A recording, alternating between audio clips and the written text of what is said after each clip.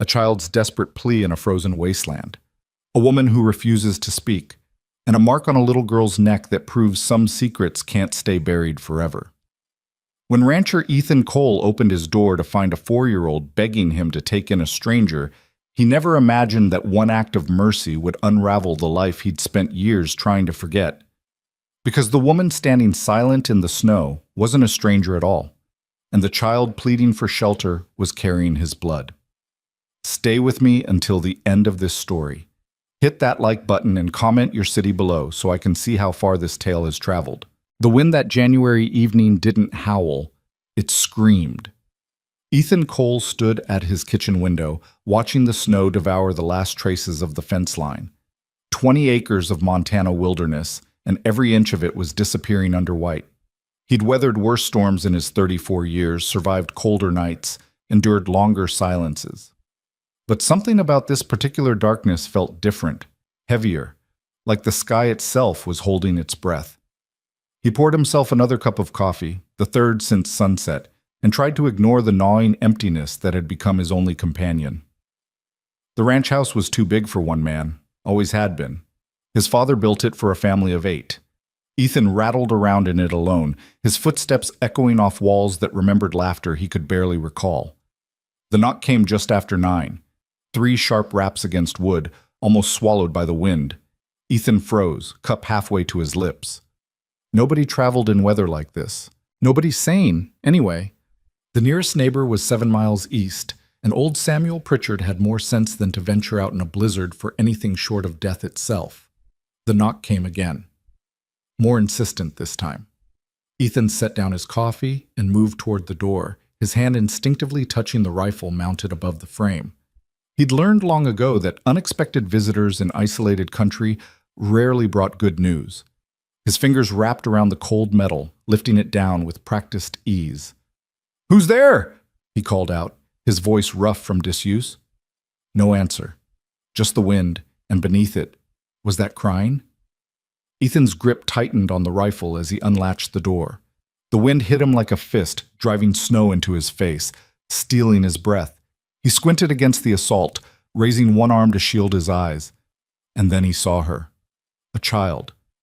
Small enough that the snow had already drifted halfway up her legs. She wore a coat that might have fit her a year ago, but now hung threadbare and insufficient against the cold.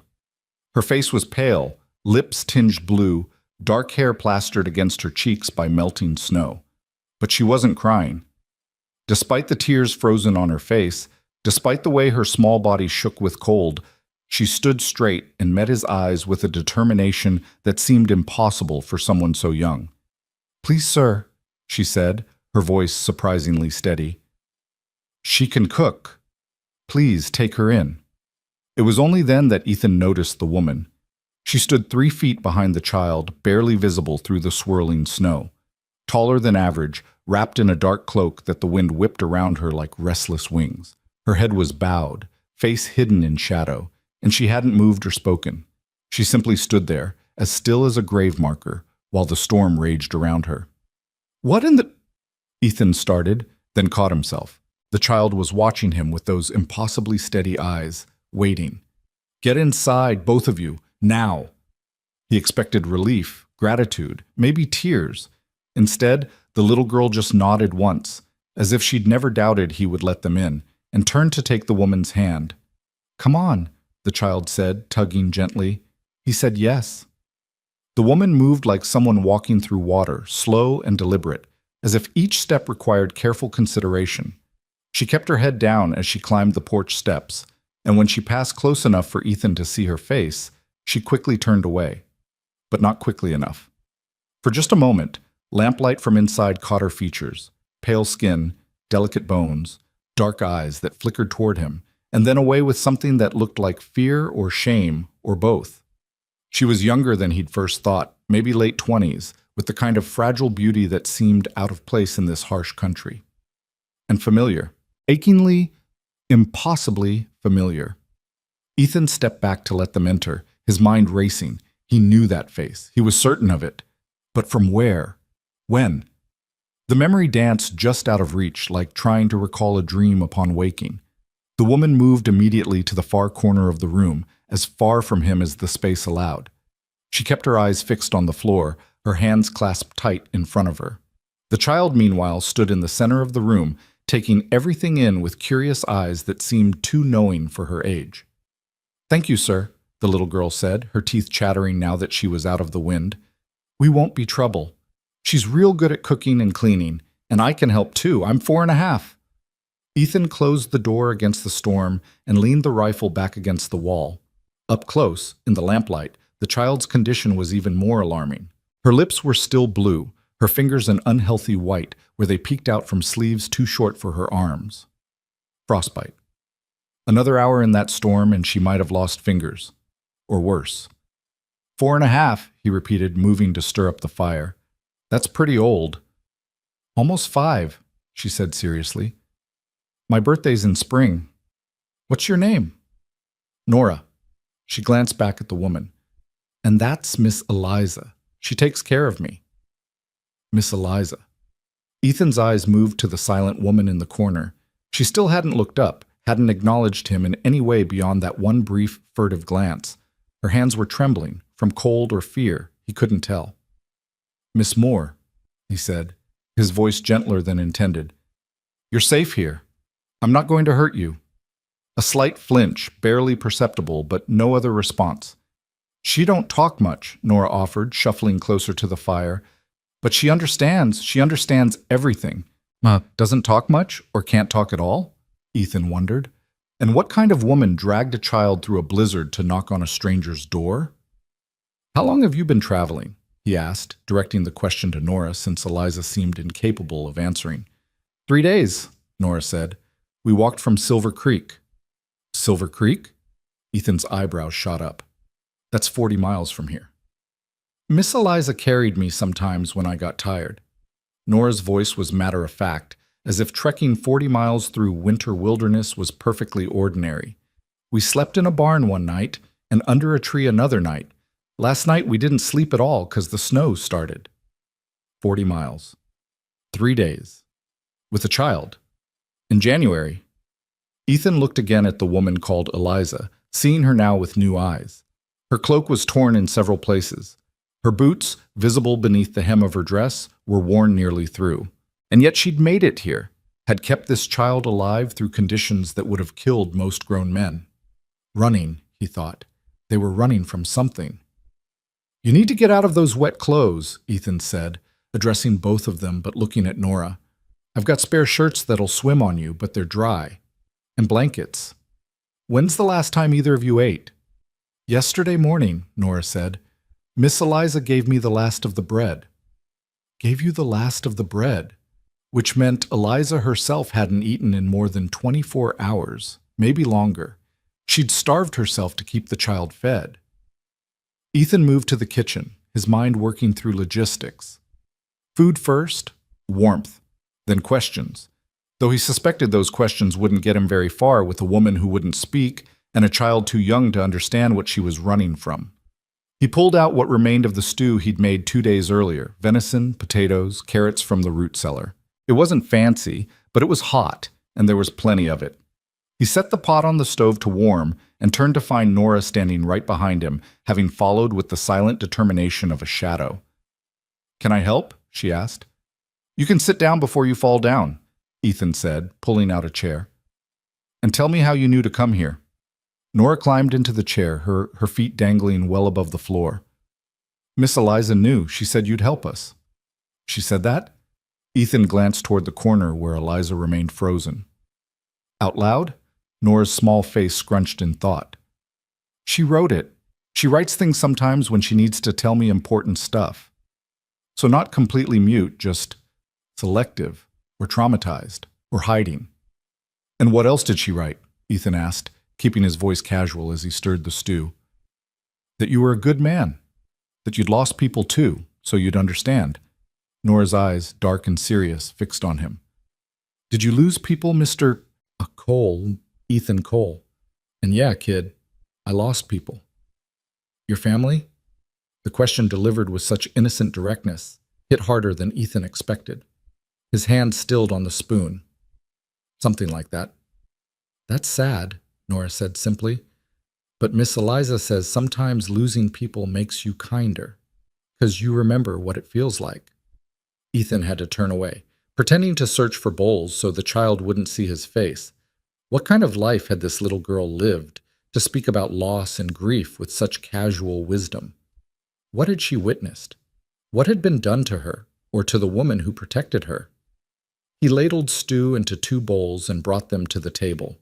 Nora dove in immediately, eating with the single-minded focus of someone who'd forgotten what it felt like to be full.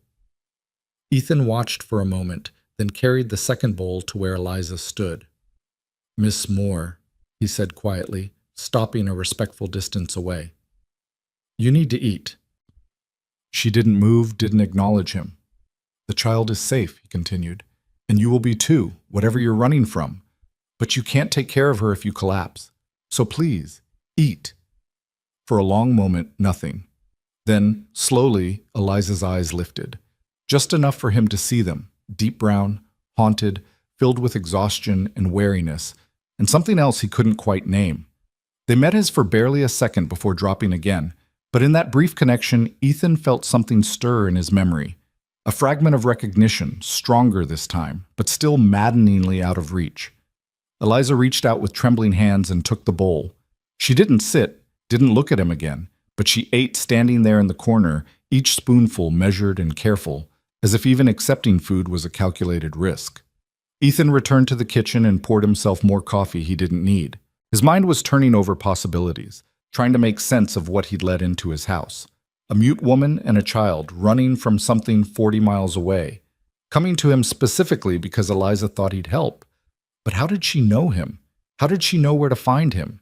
He'd lived alone on this ranch for 6 years, kept to himself, made no friends, and few acquaintances. He went into town once a month for supplies, and spoke to no one beyond what was necessary. He was, by design and preference, invisible.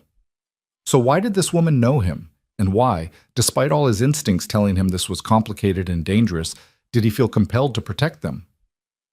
"Mr. Cole?" Nora's voice pulled him from his thoughts.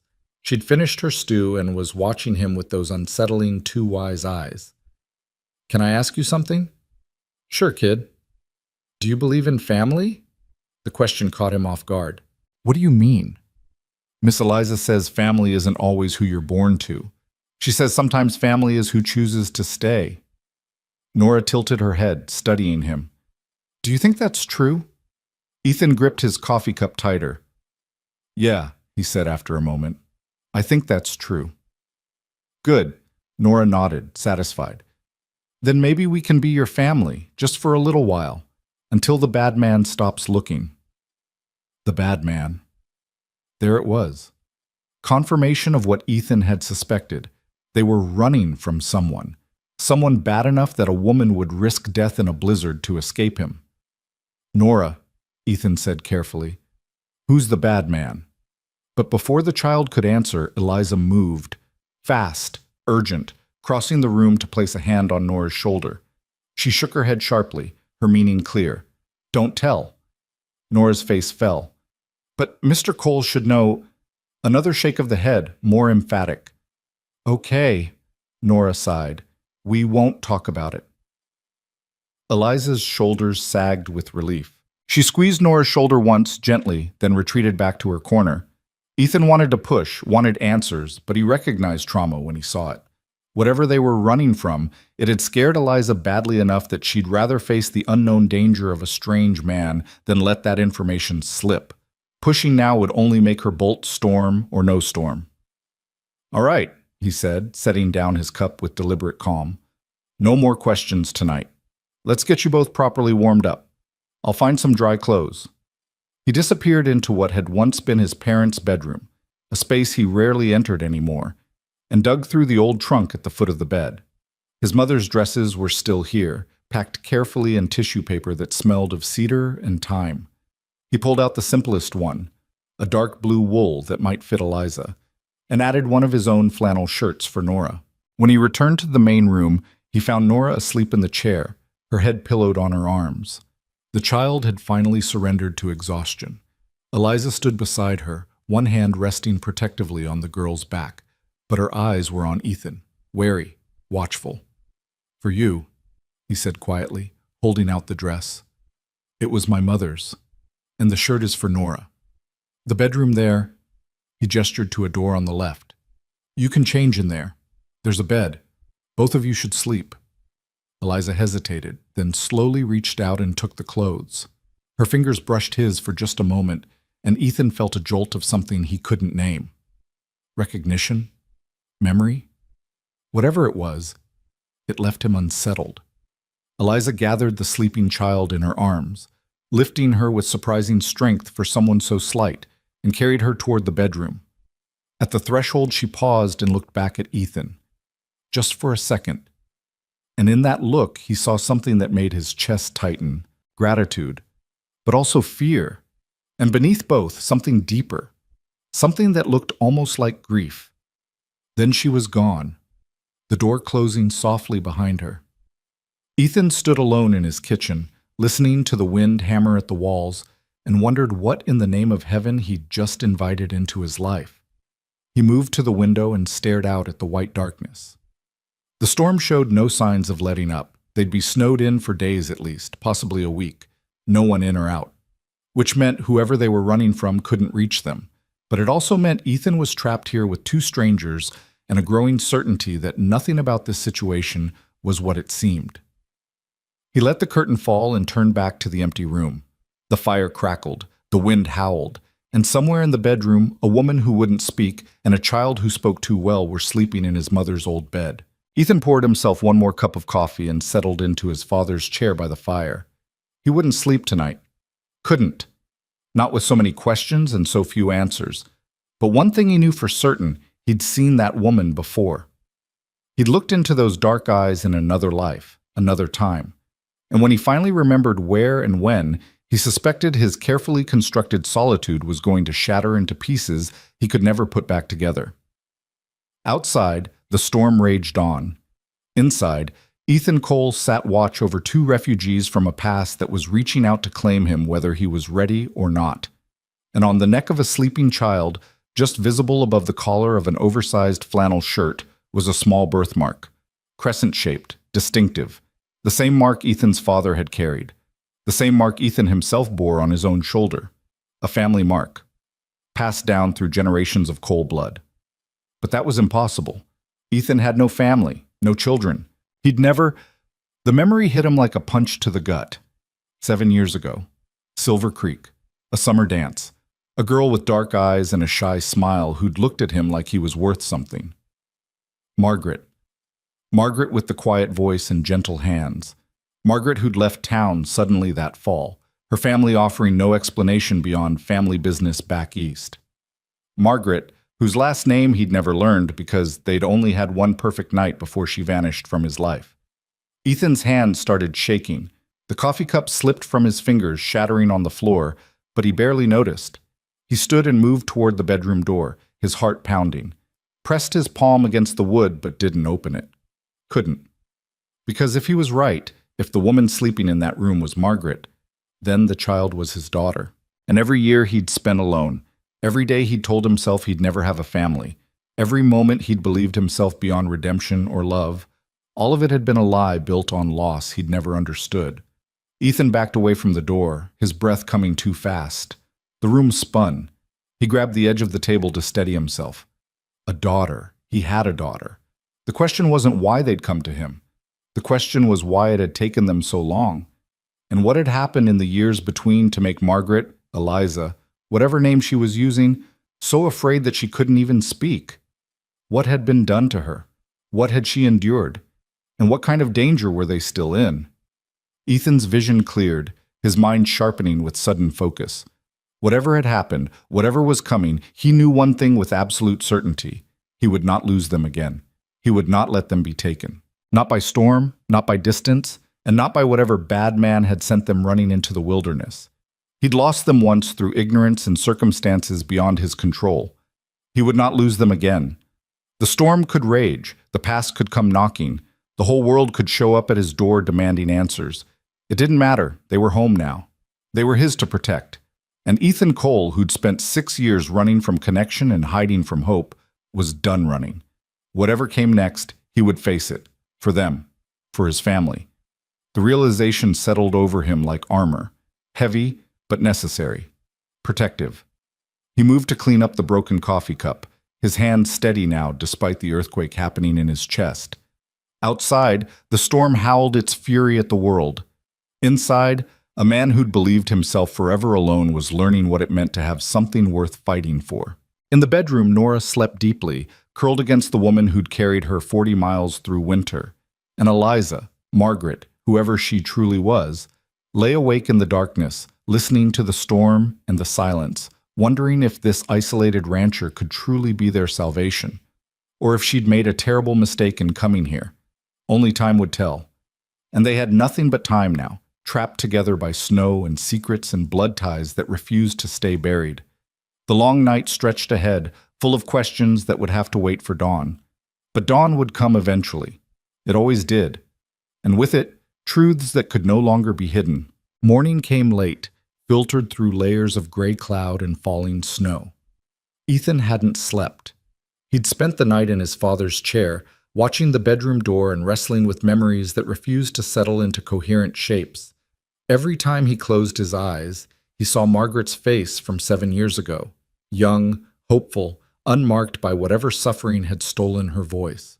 And every time he opened them, he remembered the haunted woman who'd stood in his doorway, unable or unwilling to meet his gaze. The same person. They had to be. But so changed that part of him still wanted to deny it, to insist he was seeing patterns where none existed, connecting dots that had no business being connected, except for the mark on Nora's neck, that crescent moon that branded her as his blood. The bedroom door opened just after dawn. Nora emerged first, still wearing his oversized flannel shirt like a dress, her dark hair tangled from sleep. She spotted Ethan immediately and offered him a tentative smile. "Good morning, Mr. Cole." "Morning." His voice came out rougher than intended. "Sleep okay?" "Best sleep in forever," Nora said, padding across the floor in bare feet. "Your bed is so soft and warm, and the blankets smell like sunshine." "Cedar, actually."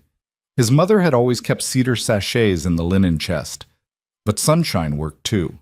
Eliza appeared in the doorway behind Nora, and Ethan's breath caught.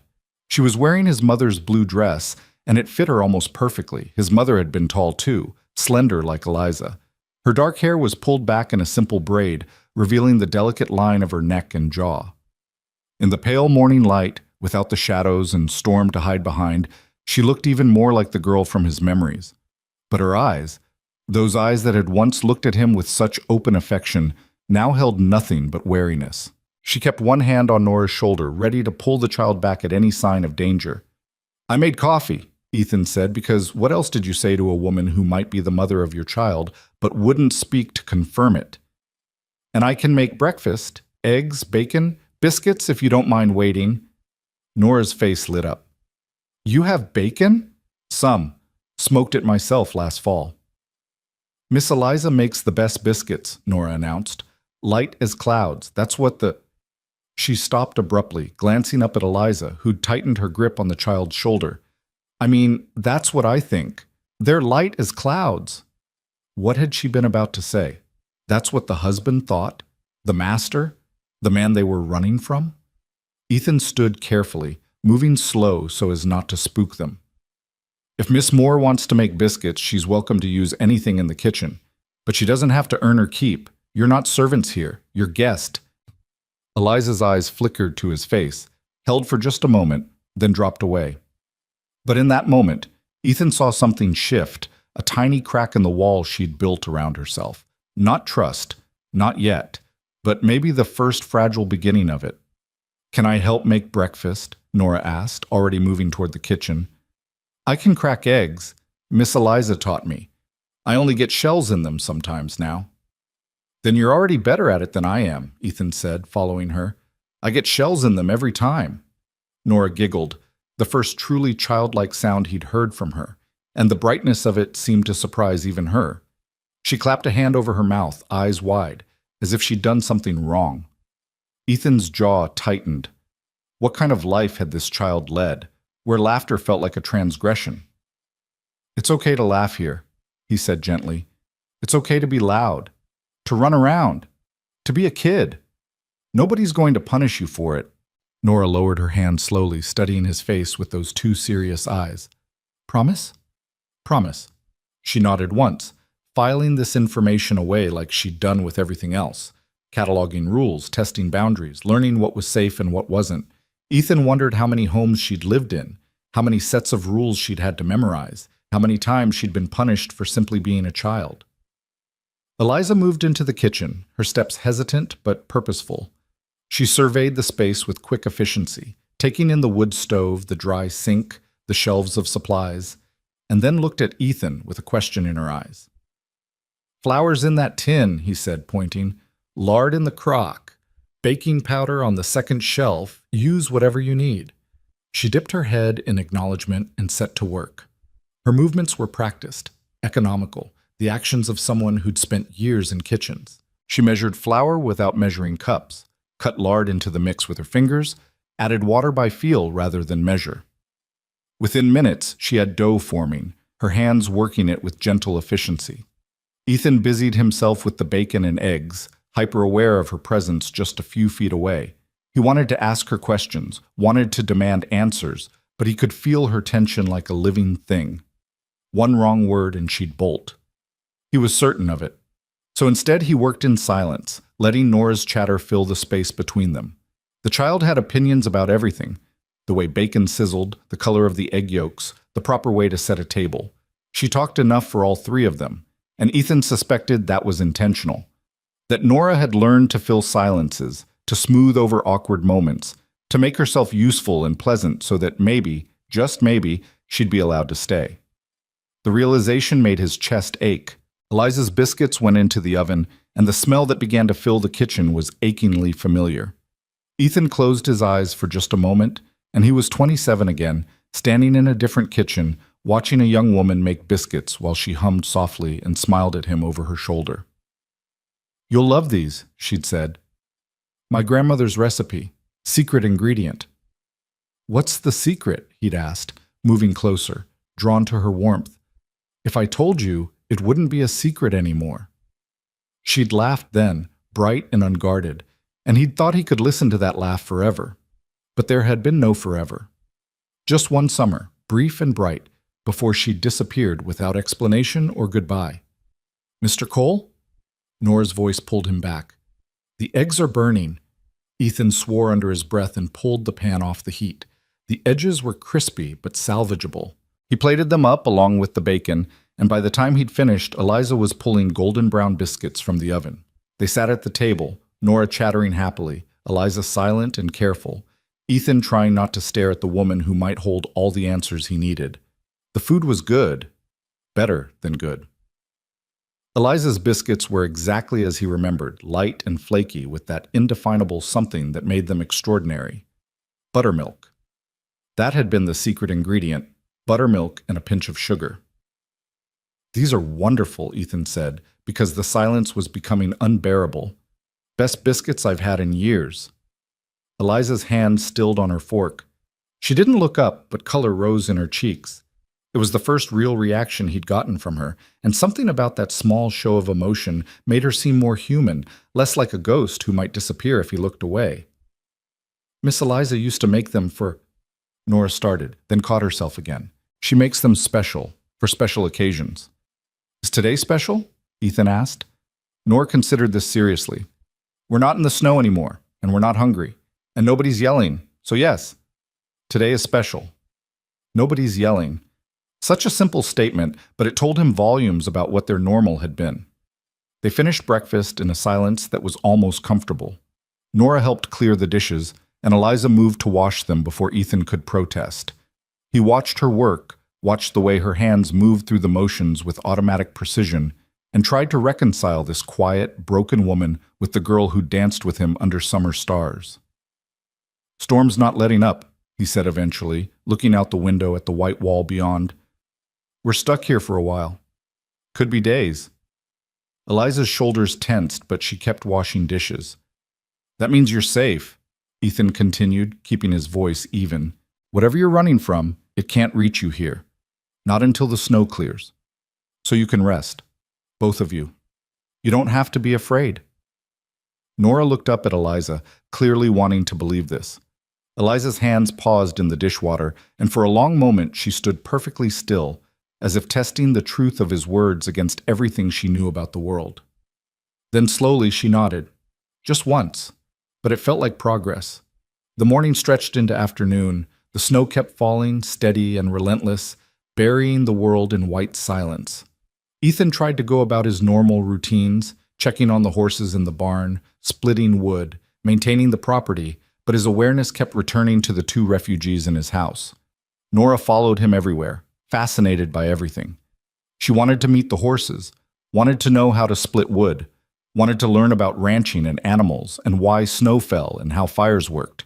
Her curiosity was boundless, as if she'd spent years in silence and was finally free to ask every question she'd been storing up. Eliza watched from windows, never straying far from the house, never letting Nora completely out of her sight. Even when the child was clearly safe, even when it was just Ethan and Nora feeding the horses together, Eliza's face would appear in the window, checking, monitoring, unable to relax. "She worries about me," Nora said, catching Ethan looking back at the house. "She thinks something bad might happen if she's not watching." "Has something bad happened before?" Nora's expression shuddered. "I'm not supposed to talk about before." "Okay." Ethan handed her a brush. "Want to help me groom Thunder?" The horse, a massive bay gelding, lowered his head obligingly, and Nora giggled as she stretched up to brush his nose. "He's so big." "Gentle, though. Won't hurt you." "Miss Eliza says the biggest things are often the gentlest. She says it's the small, mean things you have to watch out for." Ethan filed that away, another piece of the puzzle. "Miss Eliza sounds wise." "She is." Nora's brush strokes were tentative but growing more confident. "She knows everything. She can read and write and do numbers. She taught me my letters, and she knows about plants and medicine and how to make things grow. She's the smartest person I know." "How long have you known her?" "Forever," Nora said simply. "She's always been there." Always. Which suggested Eliza had been with Nora since birth.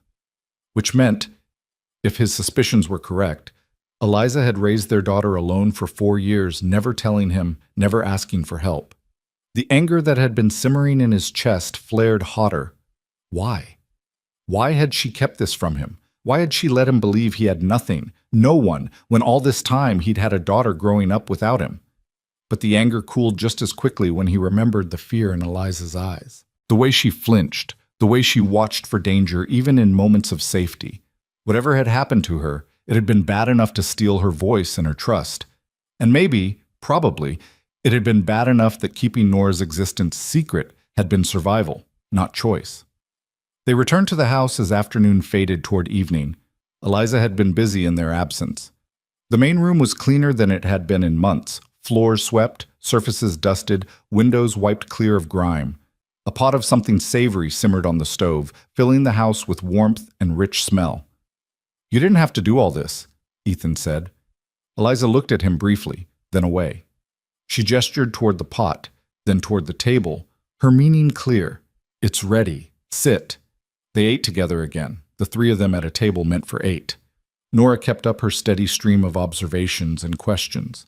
Eliza ate slowly, methodically, and Ethan watched them both, cataloging similarities, looking for pieces of himself in this child who might be his.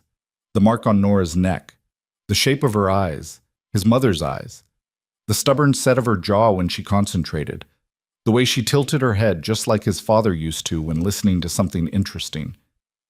How had he not seen it immediately? How had it taken him this long to recognize his own blood? "Because you weren't looking," a voice whispered in his mind. "Because you'd convinced yourself you'd never have this." After dinner, Nora grew quiet, her eyelids drooping despite her obvious efforts to stay awake. Eliza gathered the child in her arms and carried her to the bedroom, and Ethan was left alone with his thoughts and the dying fire. He'd just started to think they'd retired for the night when Eliza emerged again. She stood in the doorway, hesitant, wringing her hands.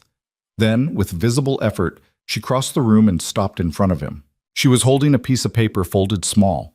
She held it out to him with trembling fingers. Ethan took it carefully, unfolding it to find neat handwriting, slightly cramped, as if written quickly. Thank you for your kindness. We will leave as soon as the snow clears. I'm sorry for the intrusion. He read it twice, then looked up at her. You're not an intrusion. Eliza's eyes met his, really met his, for the first time since that initial fleeting glance. There was so much in that look. Fear, yes, but also desperation and exhaustion and a question she couldn't bring herself to ask. And you don't have to leave, Ethan continued. Not until you're ready. Not until it's safe. Or, he took a breath, diving into deep water. Not at all. If you don't want to. Something flickered across her face. Hope, maybe. Or disbelief. Margaret, he said quietly, testing the name. She flinched as if struck, taking a step back. Her hand flew to her throat, and tears sprang to her eyes. It is you, Ethan said, standing slowly. You're her. You're Margaret. She shook her head frantically, backing away further. No, no, no. I know it's you. I recognized you. And Nora, he gestured toward the bedroom. She has the family mark, the same mark my father had, the same one I carry. She's mine, isn't she? She's my daughter. The tears spilled over, tracking down Eliza's cheeks. She pressed both hands over her mouth, as if to hold in sounds that wanted to escape. Her whole body was shaking. I'm not angry, Ethan said quickly, desperately. I'm not going to hurt you. I just need to know. I need to understand. Please, just nod or shake your head. Is Nora my daughter? For a long moment, Eliza stood frozen, tears streaming silently down her face. Then, so slowly it was almost imperceptible, she nodded. The confirmation hit Ethan like a physical force. He'd suspected, but suspicion and certainty were different animals. His legs felt weak. He sat back down heavily, staring at this woman who'd kept such a monumental secret. Why? The word came out hoarse. Why didn't you tell me? Why did you leave? Eliza fumbled for the paper he'd set down, turned it over and wrote quickly with a pencil she'd pulled from her pocket. Her handwriting was shakier now, but still legible. I had no choice. They made me go. Said you were beneath our family, said they'd make arrangements. I didn't know I was pregnant until after. They. Her family, then. The memory came back clearer now. Margaret mentioning parents who were particular about Station, who'd only let her attend the dance because her brother had insisted. Ethan had been a ranch hand back then, not an owner. Not good enough for someone from a merchant family with pretensions of gentility. And after? Ethan asked. After Nora was born? You could have written, could have told me. More frantic writing. Married off to pay father's debts. No choice. He would have taken her. Would have hurt her to control me. Couldn't risk it. Had to keep her secret. Had to keep her safe. Married off. The words made Ethan's blood run cold. She'd been sold, essentially, given to some man to settle accounts. And she'd hidden Nora's existence to protect her from whoever that man was. The bad man, Ethan said. The one Nora mentioned. That's your husband? Eliza nodded, fresh tears falling. And you ran. You brought her here because... She was already writing. Because he found out. After 4 years, he found out she existed. Said she wasn't his. Said he'd have her declared a bastard. Worse things. I heard him planning, so we left. I remembered you. Remembered you were good. Hoped you'd help. Ethan's hands clenched into fists. What's his name? Eliza's eyes went wide with panic. She shook her head violently, grabbing the paperback and scribbling, No, don't. He's dangerous, connected. Please, just let us stay until spring, then we'll disappear. He'll never find us. I'm not letting you disappear, Ethan said firmly. Not again. Nora is my daughter. You're... He stopped, not sure how to finish that sentence. What was she? The mother of his child. The girl he'd cared for one summer long ago. A stranger wearing a familiar face. All of those things, none of them, something he couldn't yet name. You're not running anymore, he said instead. Both of you are staying here, where you're safe, where you belong. Eliza was shaking her head again, writing frantically. You don't understand. He won't stop. He'll come. He'll take her. He'll hurt you. Then let him come. Ethan's voice was hard. This is my land, my home, and she's my daughter. If he wants to take her, he'll have to go through me first. Something shifted in Eliza's expression. The fear didn't leave, but something else joined it, something that looked almost like hope. She wrote one more line, hand trembling. "Why would you do this? You don't know us anymore." Ethan held her gaze. "Because 4 years ago, someone should have stood up for you, should have fought for you, should have stopped them from taking you away and selling you off like property, and nobody did.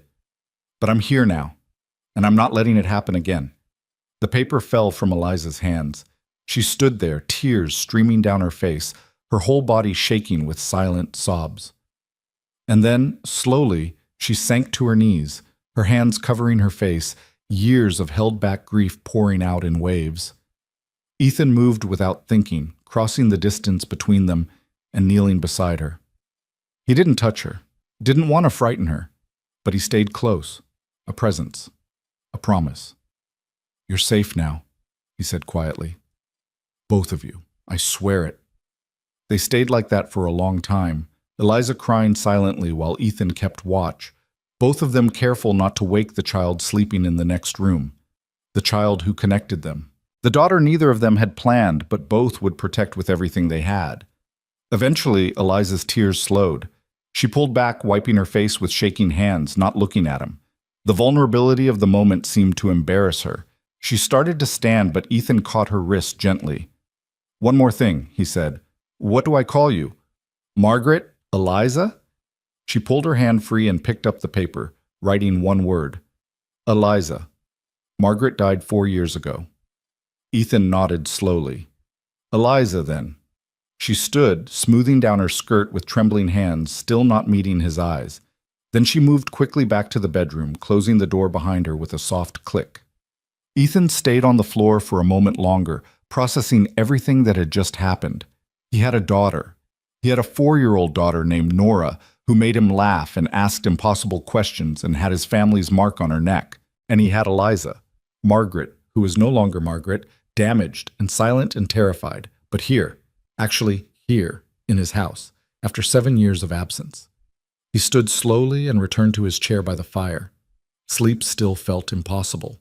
Outside, the storm continued its assault, but Ethan barely noticed. His mind was racing ahead, planning, strategizing. Come spring, when the snow melted and the passes cleared, Eliza's husband would come looking. That was inevitable. Men like that, men who bought women to settle debts, men who threatened children, they didn't let go easily, didn't accept loss. But this was Montana. This was his land, his home. And Ethan had learned long ago how to defend what was his. Let him come, Ethan thought again, staring into the fire. Let him try to take them. He wouldn't succeed. Ethan would make sure of that. Dawn came again, gray and cold. Ethan woke stiff in his chair to find Nora sitting on the floor nearby, watching him with curious eyes. "You didn't sleep in a bed," she observed. "Wanted to keep the fire going," Ethan said, which was partially true. "Miss Eliza says you're being kind to us." Nora's expression was solemn. "Are you going to keep being kind, or will you change your mind like other people did?" "I'm not going to change my mind." "How do you know?" "Because you're my daughter," Ethan said, taking the leap. "And I don't abandon family." Nora tilted her head, considering this. "Miss Eliza said you might be my papa. Is that true?" "Yes, that's true." "Oh." Nora processed this for a moment. "That's good. I always wanted a papa. Most kids have them, but I never did. Miss Eliza said mine had to go away, but that he would have stayed if he could have. Was that true?" "Yes," Ethan said, his throat tight. "If I'd known about you, nothing could have kept me away." Nora nodded, satisfied. "Can I call you Papa, then, instead of Mr. Cole?" "I'd like that very much." "Okay, Papa." She tested the word, smiling. Then with the quick pivot of childhood, "Are you going to make breakfast? I'm really hungry." Ethan laughed, actually laughed, and stood. "Come on then, let's see what we can make." They cooked together, Nora chattering happily about the horses and the snow and all the things she wanted to learn. And when Eliza emerged from the bedroom, still wary but slightly less rigid, she found them laughing over burnt bacon and eggs cooked just right. She stopped in the doorway, watching them, And for just a moment, the fear in her eyes was replaced by something else, something that looked like hope for a future she'd thought lost forever. And in that snow-buried ranch house, cut off from the world, three people who'd been broken by circumstances beyond their control began the slow, careful process of becoming whole. The days blurred together in a strange, suspended peace. The storm held them captive for nearly a week, the snow piling so high against the windows that the house felt like a cave carved from winter itself. But inside, something unexpected was happening, something that felt almost like healing. Nora bloomed in the warmth and safety. She laughed more each day, her questions growing bolder, her movements less cautious. She followed Ethan everywhere, mimicking his walk, his gestures, soaking up every scrap of attention like a flower turning toward sun it had never known existed. "Papa, why do horses sleep standing up?" "Papa, where does the smoke go when it leaves the chimney?" "Papa, if snow is just frozen rain, why doesn't rain freeze before it falls?" Each papa landed in Ethan's chest like a small miracle. He'd never imagined the weight a single word could carry, the way it could remake a man from the inside out. He found himself smiling at odd moments, caught off guard by joy he'd forgotten how to feel. Eliza remained more guarded, but even she was changing. Small shifts, barely noticeable at first. She started making eye contact for longer than a second. Her hand stopped shaking when she cooked. She moved through the house with slightly less fear, as if testing whether this safety was real or just another trap waiting to spring closed. She still didn't speak, but she wrote more freely now. Little notes left on the table in the morning. "Thank you for the firewood. Nora enjoyed the stories last night. The roof is leaking in the northeast corner." Ethan responded to each one, sometimes in writing, sometimes aloud, treating their strange hybrid conversation as if it were perfectly normal. And gradually, it became so. On the fourth day of their confinement, Nora discovered the trunk in the spare bedroom. Ethan heard her excited shriek and came running, finding her surrounded by his mother's old things, dresses, shawls, a hat box full of ribbons and lace. "Papa, look at all the beautiful things. Whose are they?" "They were my mother's," Ethan said, kneeling beside her. "She passed away when I was younger." Nora's face fell. "I'm sorry, that must have made you very sad." "It did. Still does sometimes. Miss Eliza says it's okay to be sad about people we loved. She says sadness means they mattered." Nora pulled out a blue shawl, holding it up to the light. "Was your mama pretty?" "Very pretty. And kind. She would have loved you." "Really?" Nora's eyes went wide. "How do you know?" "Because she always wanted a granddaughter. She told me so right before she died. Said she hoped I'd have a little girl someday who could wear her ribbons and learn her recipes and carry on all the things that made our family special." Nora clutched the shawl tighter. "I could do that. I could learn things. If you teach me." "I will," Ethan promised. "We'll both teach you. Me and Miss Eliza." At the mention of her name, they both turned to find Eliza standing in the doorway. She'd been watching, silent as always, but tears were streaming down her face. When Ethan met her eyes, she mouthed two words. "Thank you." That night, after Nora had fallen asleep wearing 3 of his mother's ribbons in her hair, Ethan and Eliza sat together by the fire for the first time. Not speaking, Eliza couldn't, and Ethan had learned the value of comfortable silence, just existing in the same space without fear. Eliza had brought her paper and pencil, though, and after a long while she began to write. When she finished, she handed the paper to Ethan. "I need to tell you what happened. You deserve to know, but it's hard to write, hard to remember." "You don't have to," Ethan said, "not if it hurts too much." She shook her head and took the paper back, writing more. "I do, because when he comes, and he will come, you need to know what you're facing." Ethan's jaw tightened, but he nodded. "All right, I'm listening." Eliza's hand moved across the page, slower now, each word seeming to cost her something. Ethan watched her face as she wrote, saw the way her expression closed off, how she retreated into some internal fortress to survive the telling. When she finally handed him the pages, 3 of them, covered in cramped writing, her hands were shaking again. Ethan read slowly, feeling his anger build with each line. Her father had owed money to a man named Cyrus Blackwood. a wealthy merchant from Silver Creek with connections to judges, lawmen, and half the territorial government. When the debt came due and couldn't be paid, Blackwood had offered an alternative: marriage to Margaret, the eldest daughter. 20 years old, educated, pretty enough to be shown off at social functions. Her father had agreed without asking her. The wedding happened within a month. He seemed kind at first, Eliza had written. Polite, proper. But that changed after the ceremony. He wanted a decoration, not a wife. Someone to dress up and show off and keep silent. When I spoke out of turn or expressed opinions he didn't like, he found ways to correct me. The corrections had started small: locked doors, missed meals, public humiliation. Then they'd escalated. Ethan's hands clenched the paper tighter as he read about the first time Blackwood had struck her, the first time he'd locked her in a room for days, the first time he'd threatened to do worse if she didn't learn her place.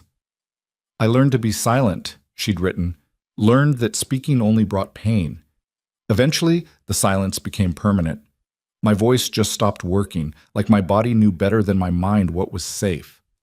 But through it all, she'd hidden Nora's existence, had claimed the child was an orphan she'd taken in out of charity. Blackwood had allowed it because it made him look magnanimous, and because children bored him. As long as the girl stayed out of sight and didn't cost too much to feed, he didn't care. For 4 years, it had worked.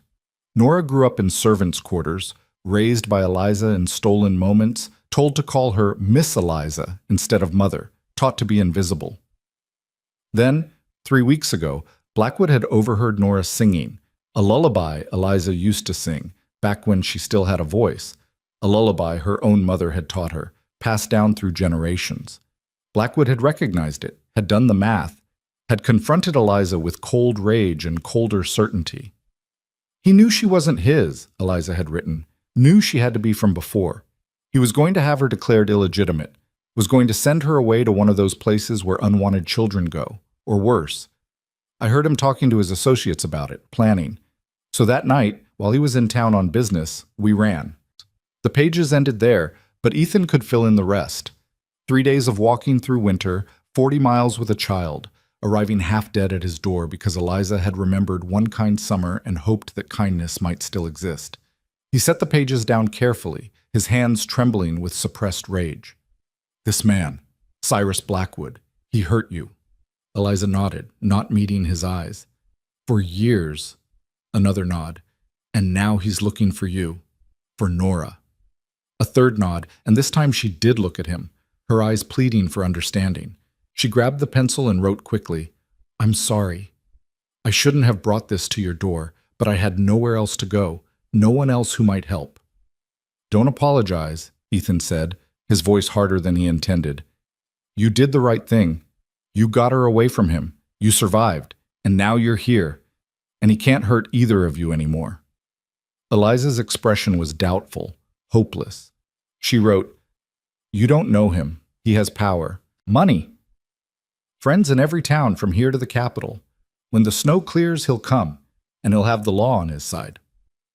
The law says a man can beat his wife silent. The law says a wife is property. The law says he has rights to any child in his household. The law... She stopped writing, her hand cramping. When she continued, the words were barely legible. The law won't help us.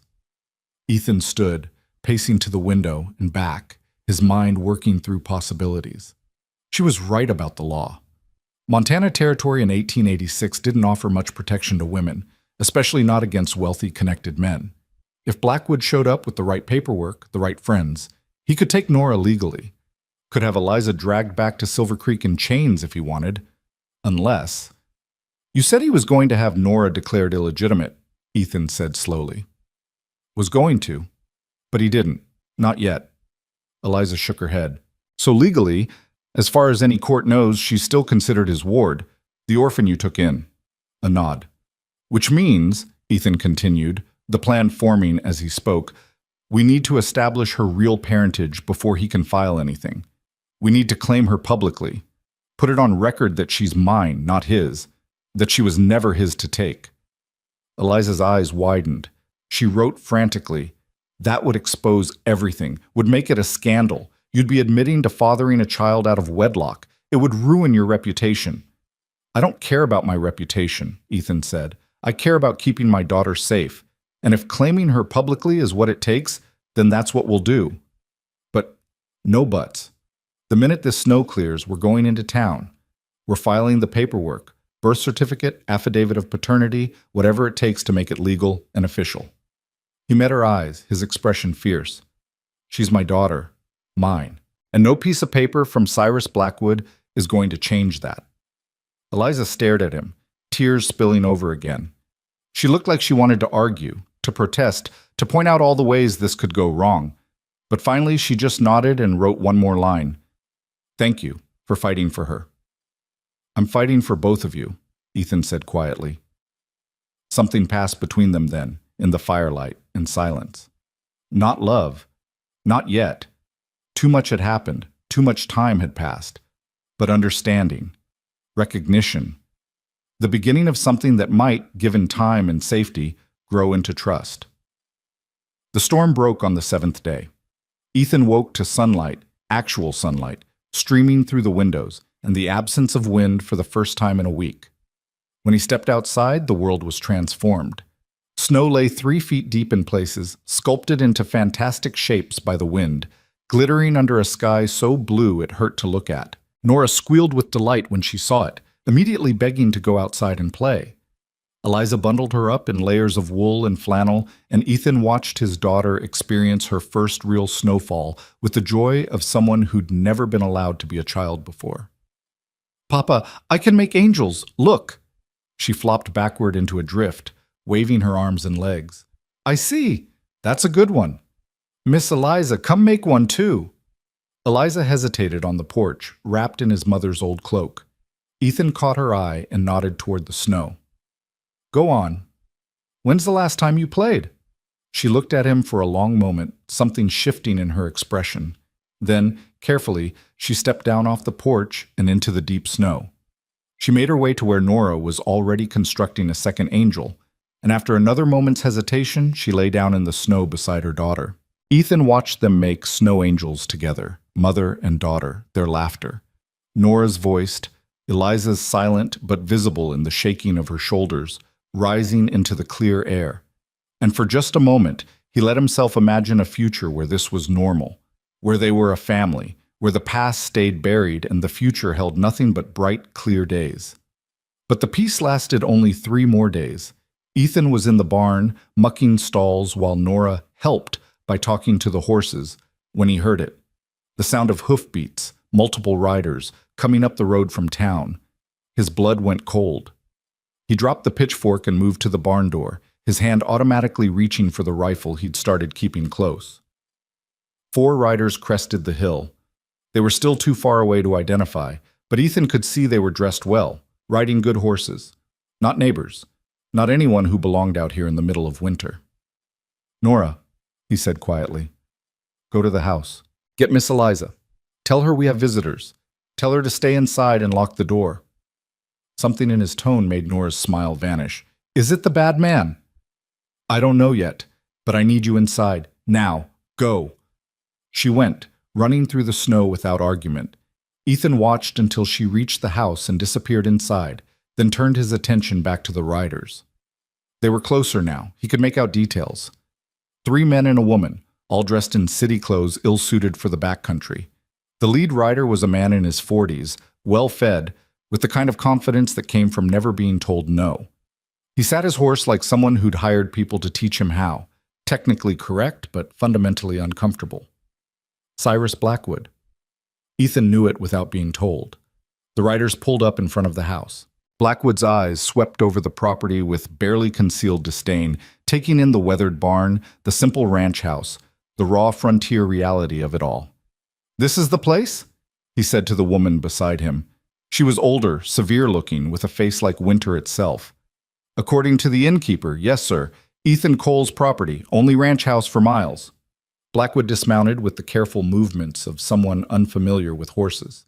The other 2 men, hired muscle by the look of them, followed suit. Ethan stepped out of the barn, rifle held casually across his chest. Not pointed at anyone. Not yet. But visible.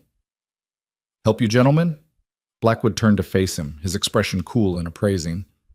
Mr. Cole, I presume. I'm Cyrus Blackwood from Silver Creek. I believe you have something that belongs to me. Don't have anything that belongs to anyone but myself, Ethan said evenly. You must be mistaken. I don't think so. Blackwood's smile didn't reach his eyes.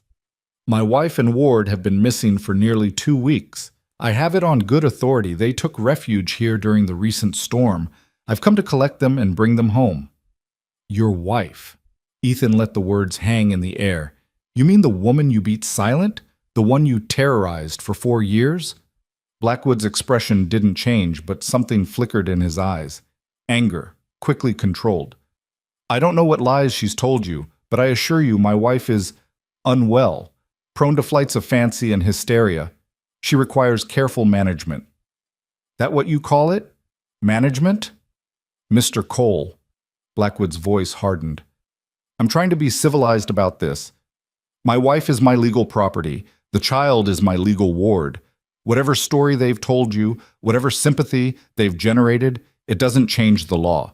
They need to come home with me. Now. No. The word dropped between them like a stone. Blackwood's men shifted, hands moving toward weapons.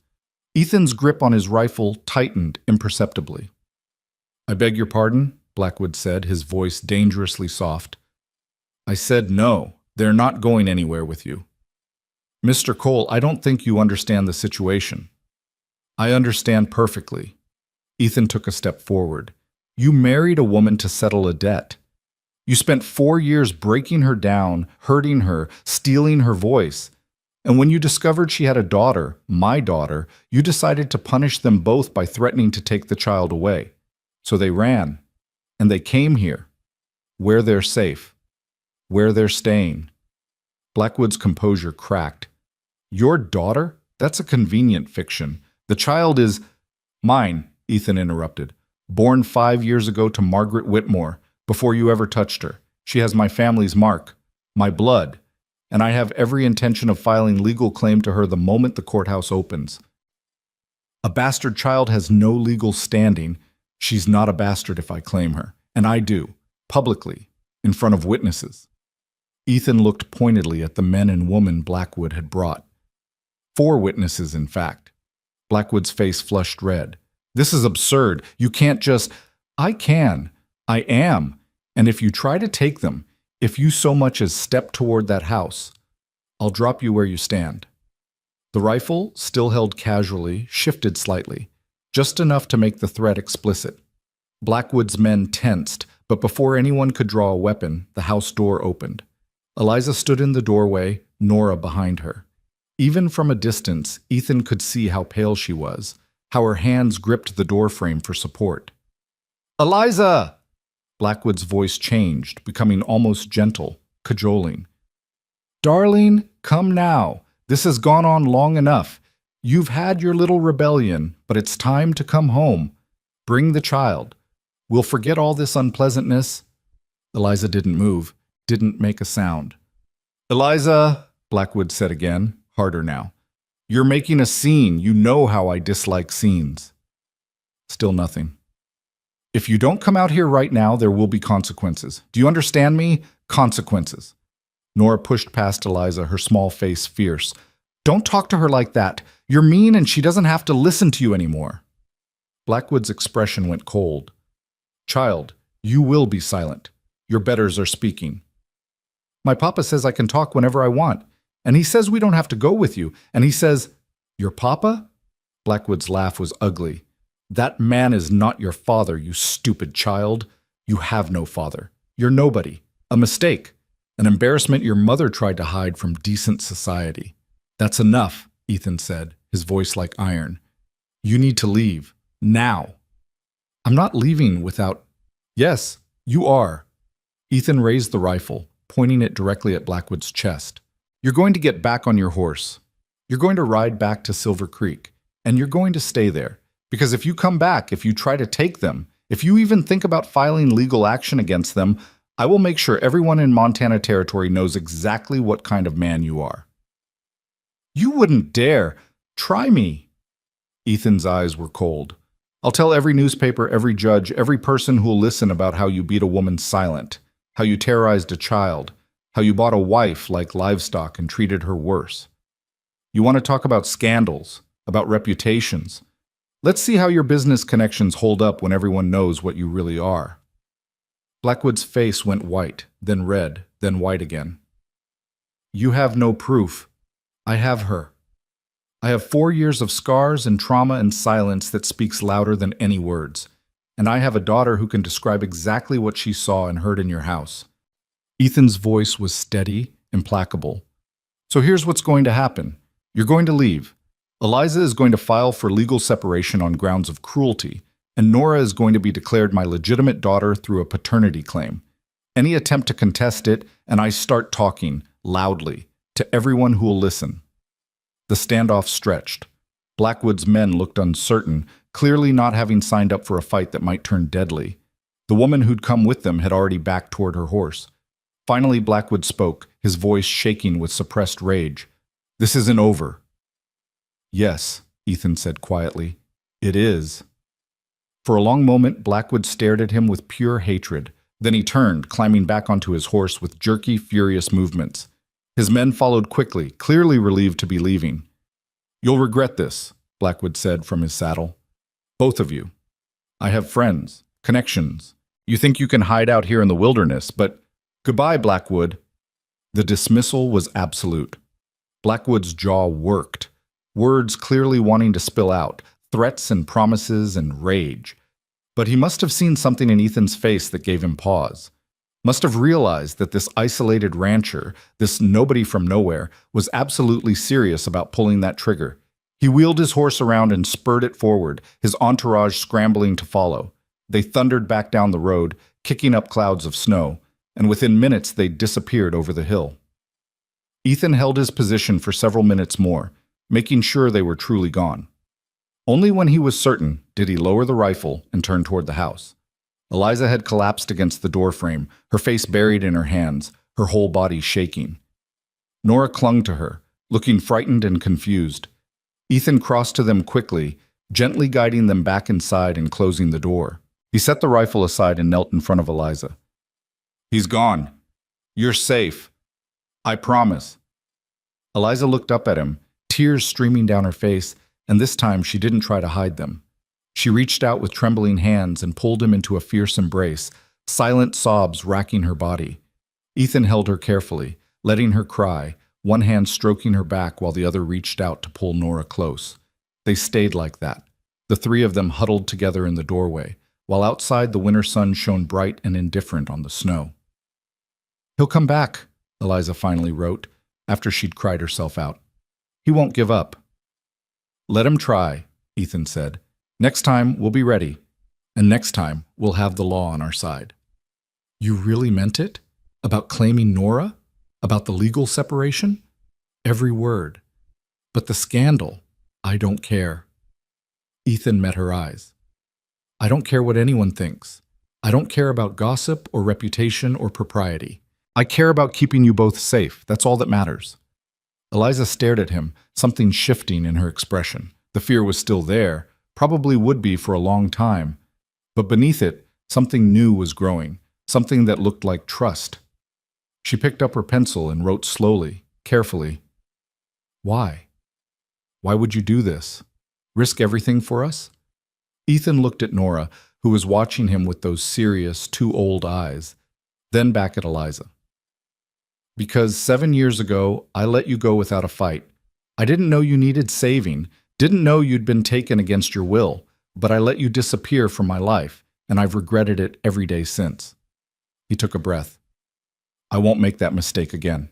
You're here now, both of you, and I'm not letting anyone take you away. Not Blackwood, not the law, not anyone. Eliza's tears started again, but this time they were different, softer. She wrote one more line.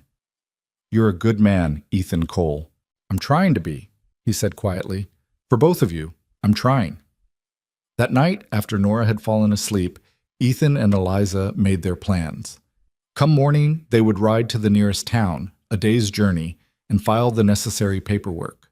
Paternity claim for Nora, legal separation for Eliza, restraining order against Blackwood. It wouldn't be easy.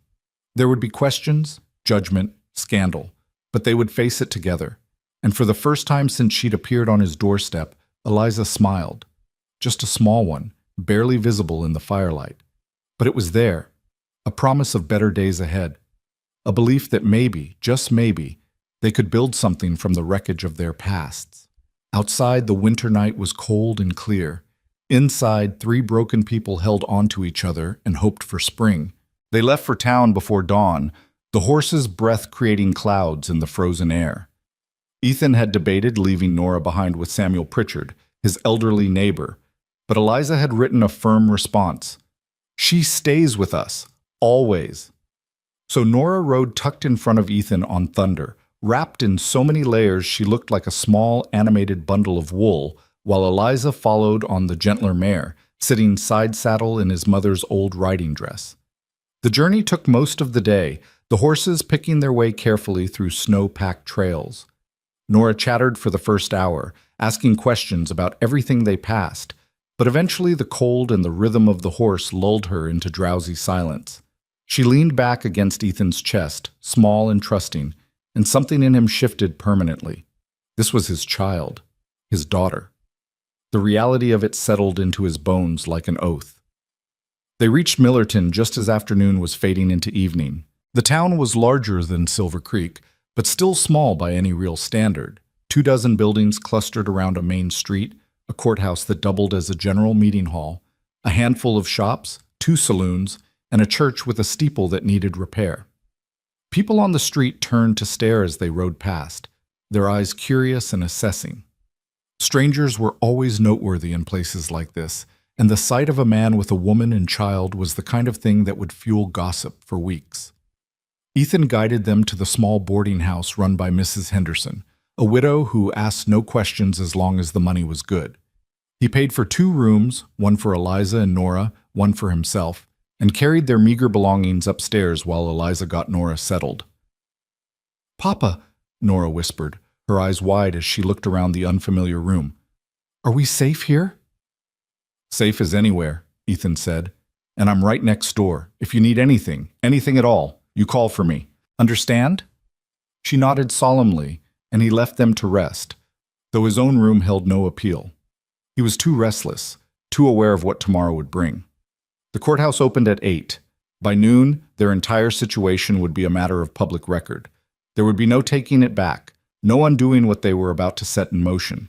He spent the evening in the boarding house's small sitting room, nursing coffee and ignoring the curious looks from other guests. Around 9, Eliza appeared in the doorway. She'd put Nora to bed and changed into the simple gray dress she'd been wearing when she first arrived.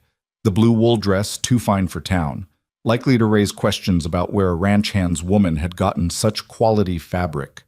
She crossed to him, moving with that careful quietness that was becoming familiar, and held out a piece of paper. Ethan took it, tilting it toward the lamplight. "I'm frightened. What if they don't believe us? What if they side with him?" "Then we'll find another way," Ethan said. "But we have truth on our side. That counts for something." Eliza's expression was doubtful. She wrote more. "Truth doesn't always win, not against money and power." "Maybe not," Ethan admitted, "but we're not backing down. Whatever happens tomorrow, we face it together." She studied his face for a long moment, then nodded slowly. She wrote one more line before leaving. "Thank you for being brave enough for both of us." Sleep came in fragments that night.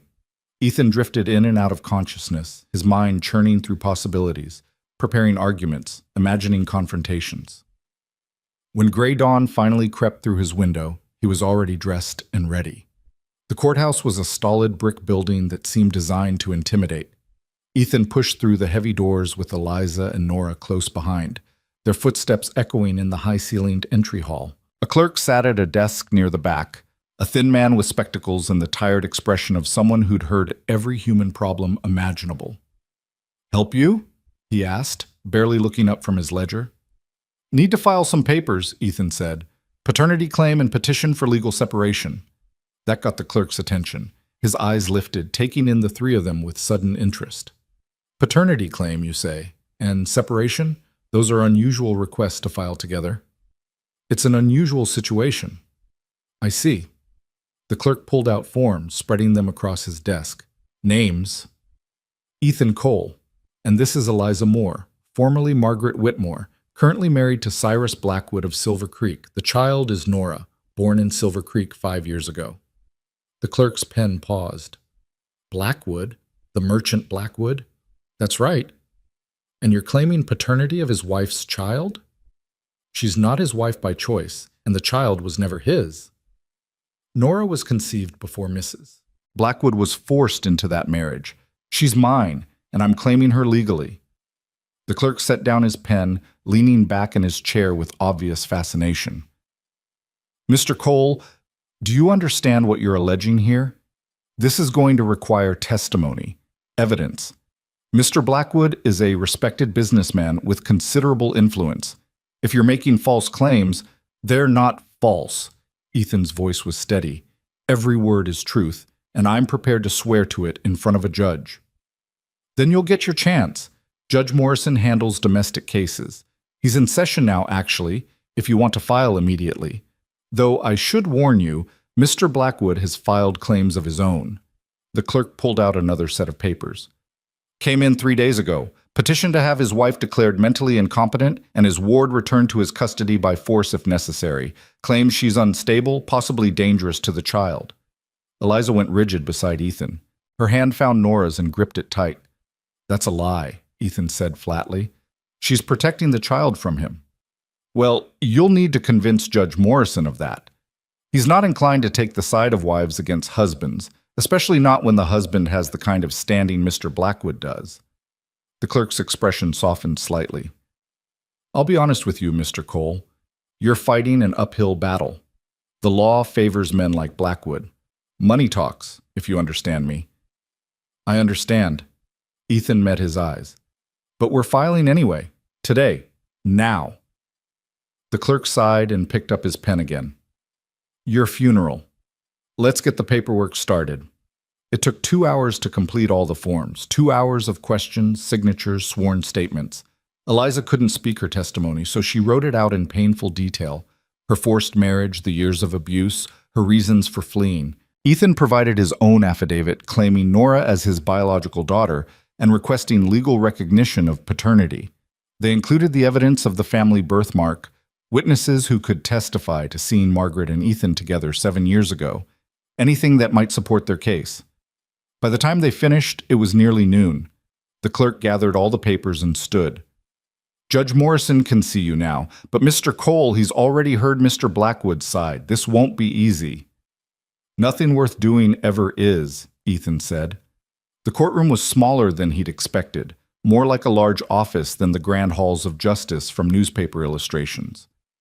Judge Morrison sat behind a scarred wooden desk, a man in his 60s with iron gray hair and the weathered face of someone who'd spent most of his life outdoors before taking up the law. He looked up as they entered, his expression neutral, but his eyes sharp.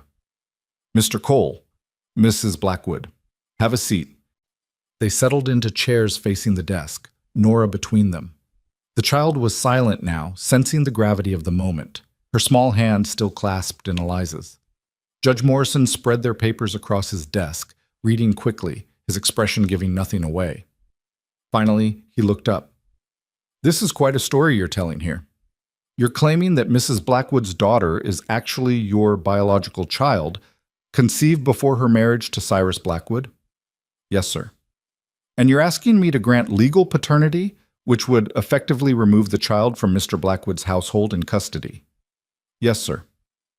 While simultaneously petitioning for Mrs. Blackwood to be granted a legal separation from her husband on grounds of cruelty. That's correct. Judge Morrison leaned back in his chair, studying them. I've known Cyrus Blackwood for 15 years.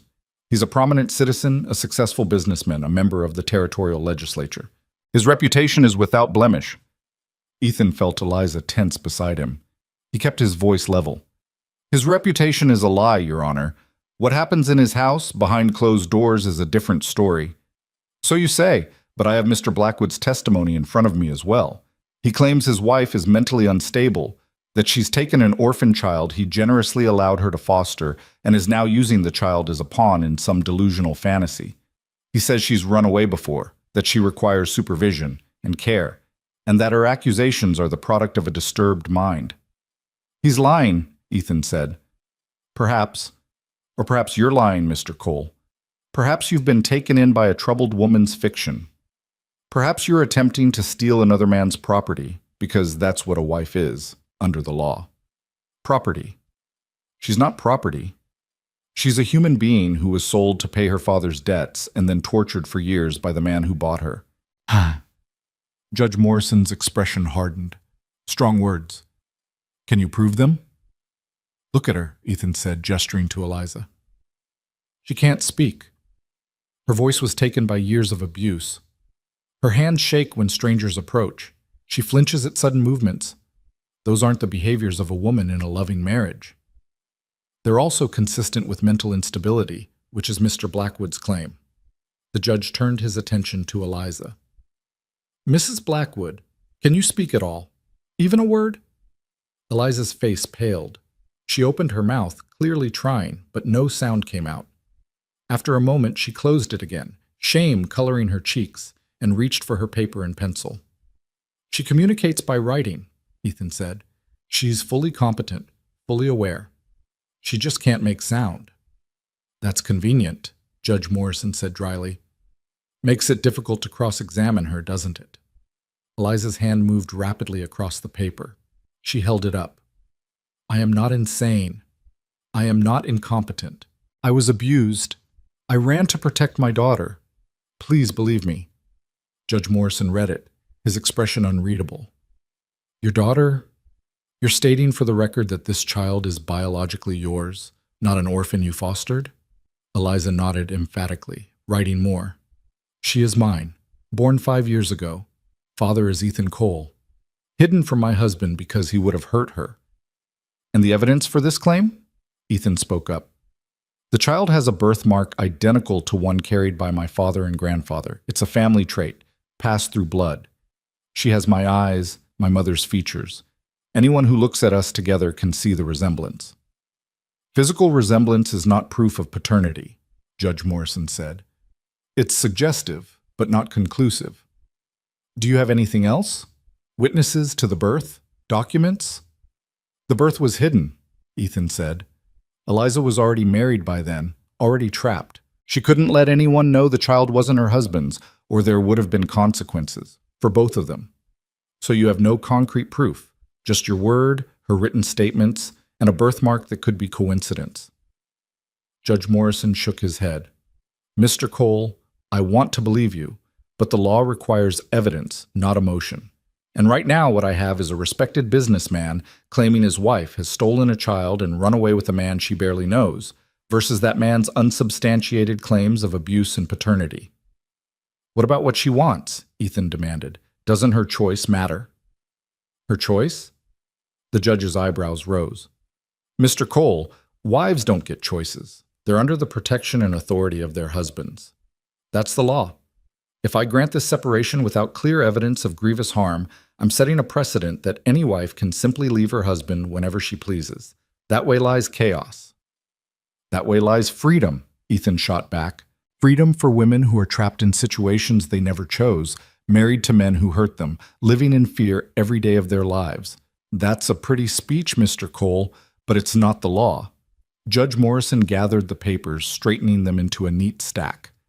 I'm going to need time to review all of this. Come back tomorrow morning. I'll have made my decision by then. Tomorrow? Ethan's heart sank. Your Honor, every day we delay is another day Blackwood has to... To what? He's filed legal claims through proper channels. He's not breaking any laws. You, on the other hand, are currently harboring another man's wife against her husband's wishes. That's a crime in some jurisdictions. She came to me willingly. She was running for her life. So she claims, so you claim. But I've only heard one side of this story in person. Before I make any ruling, I want to hear from Mr. Blackwood directly. Judge Morrison's voice was firm. He's been summoned. Should arrive sometime late tonight or tomorrow morning. Once he's here, we'll have a full hearing, both parties present, and I'll make my determination. Ethan's blood ran cold. You brought him here? He has a right to defend himself against these accusations, Mr. Cole. Surely you understand that. What I understand is you've just put them in danger. Ethan stood, his chair scraping loudly. He's not going to come here to talk reasonably.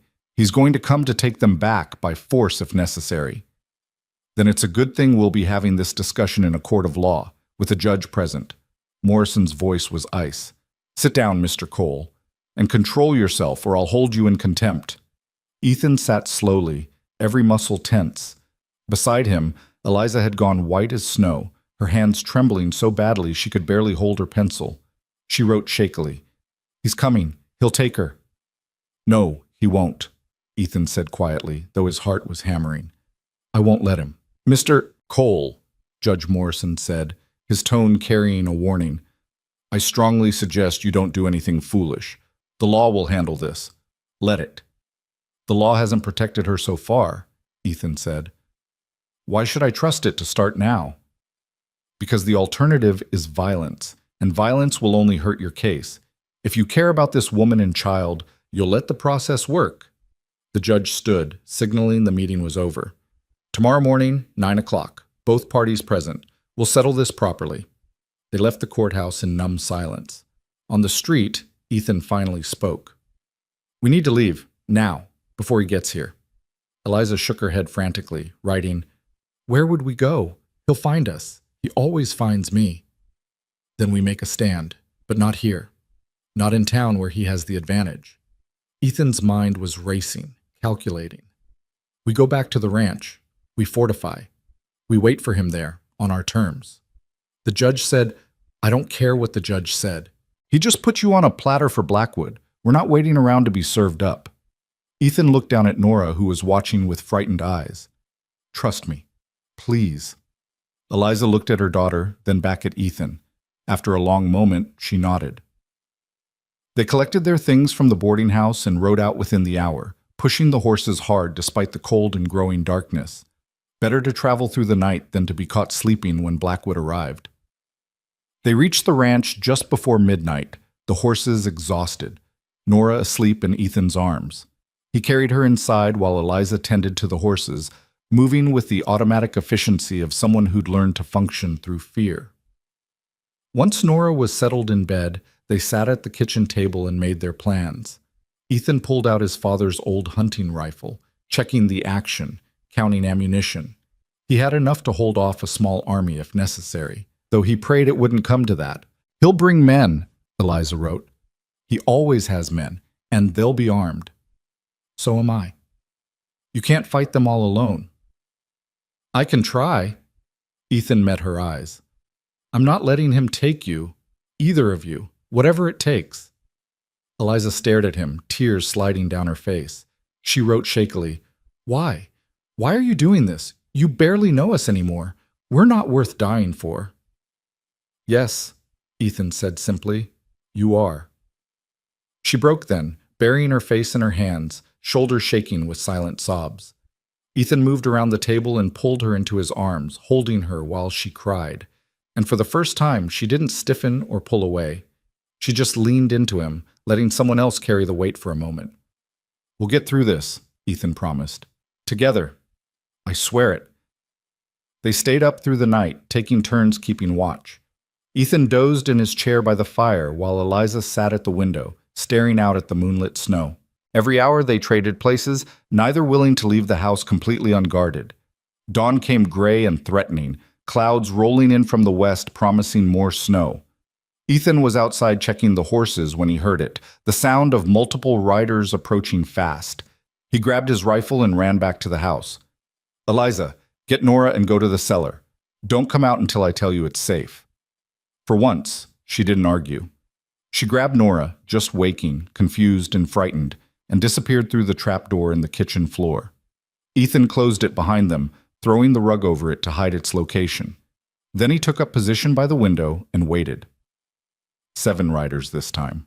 Blackwood in the lead again, but flanked by 6 men who looked far more dangerous than the hired muscle from before.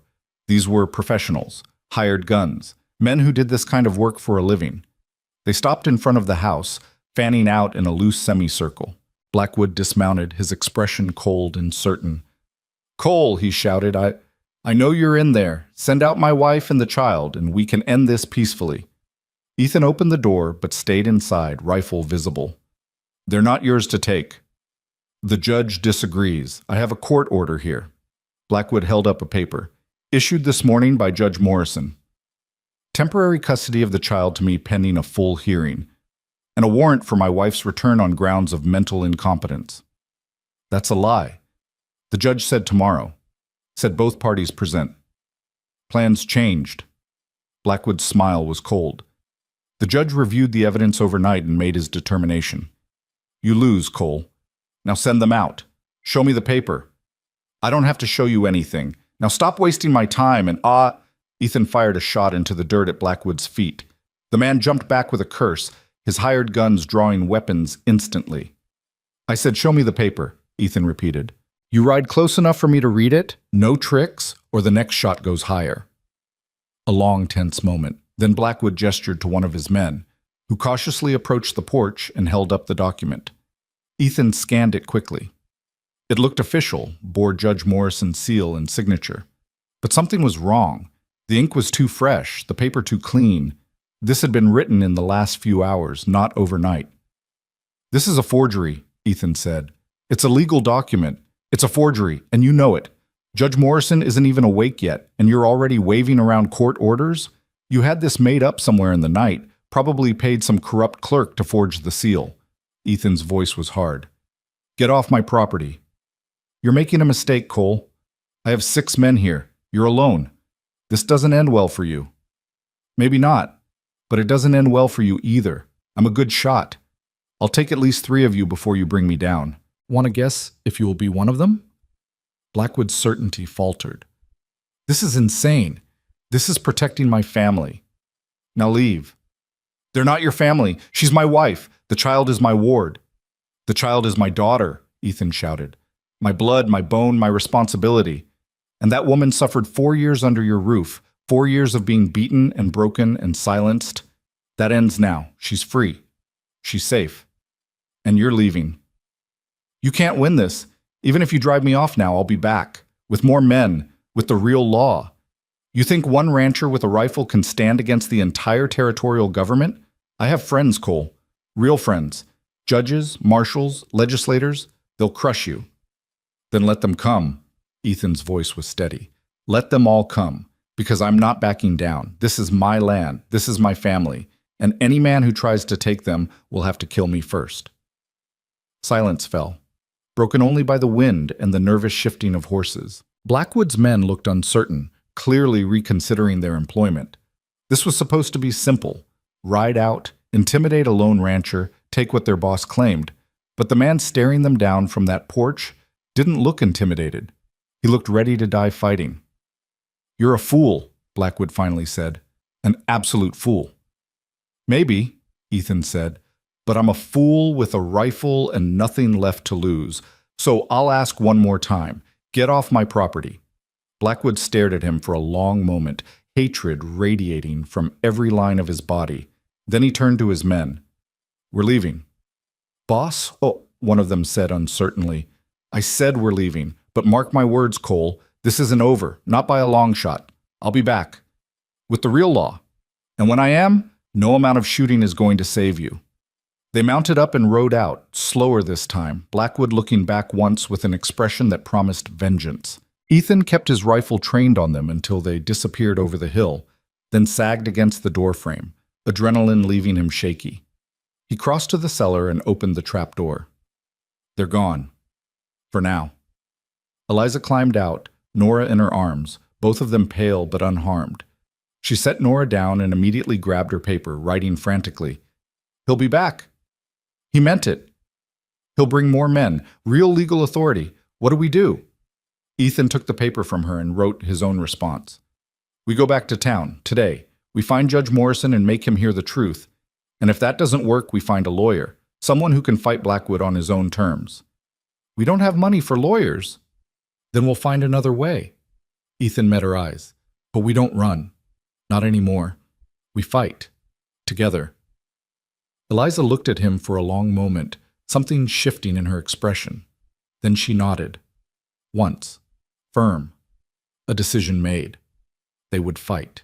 And whatever came next, they would face it standing. They rode back into Millerton 3 hours later, this time with purpose hardening every movement. Ethan had sent word ahead through Samuel Pritchard, asking the old rancher to gather anyone who'd known Margaret Whitmore before her marriage, anyone who could testify to seeing her with Ethan that summer 7 years ago, anyone who might speak against Blackwood's character. Judge Morrison was in his office when they arrived, and his expression darkened the moment he saw them. "Mr. Cole, I was about to issue a warrant for your arrest. Mr. Blackwood came to me this morning claiming you'd threatened him at gunpoint. He came to my property with forged documents and 6 hired guns," Ethan said evenly. "I defended my home." "Forged documents?" The judge's eyebrows rose.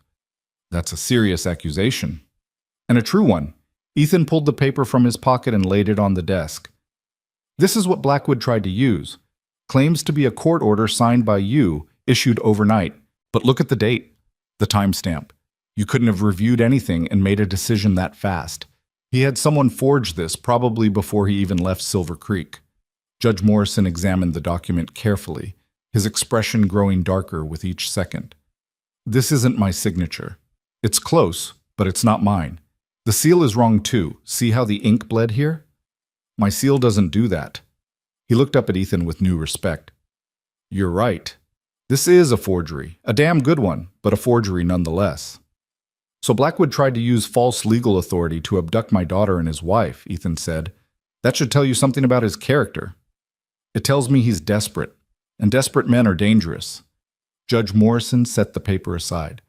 "But it also tells me there's more to this story than he's let on. A man doesn't forge court documents if he's confident in his legal standing." "Your Honor, if I may," a new voice spoke from the doorway. Ethan turned to see a young man in a lawyer's suit, clean-shaven, with intelligent eyes. "My name is Thomas Brennan. I'm an attorney from Helena, and I've been following this case with interest." "Nobody invited you to this discussion, Mr. Brennan," Judge Morrison said. "Perhaps not, but I believe I have information relevant to your decision." Brennan stepped into the room, carrying a leather satchel. "I represent several women in Silver Creek who have, shall we say, concerns about Mr. Blackwood's treatment of his wife. They've asked me to offer testimony on Mrs. Blackwood's behalf." "Several women?" Ethan glanced at Eliza, who looked equally surprised. "Who?" "Neighbors, household staff who've worked for the Blackwoods. Women who've seen things they couldn't speak about publicly without risking their own safety." Brennan pulled documents from his satchel. "I have sworn affidavits here from 3 witnesses who observed bruises on Mrs. Blackwood, heard her crying behind locked doors, saw her being denied food and medical care. One witness, a former housekeeper, was fired after she asked why Mrs. Blackwood couldn't speak anymore. She was told it was none of her concern and that asking questions about the master's wife was grounds for dismissal without reference." Judge Morrison took the documents, reading with a frown that deepened with each page. "Why am I only seeing these now?" "Because until yesterday, these women had no reason to believe speaking out would matter. Cyrus Blackwood is powerful in Silver Creek.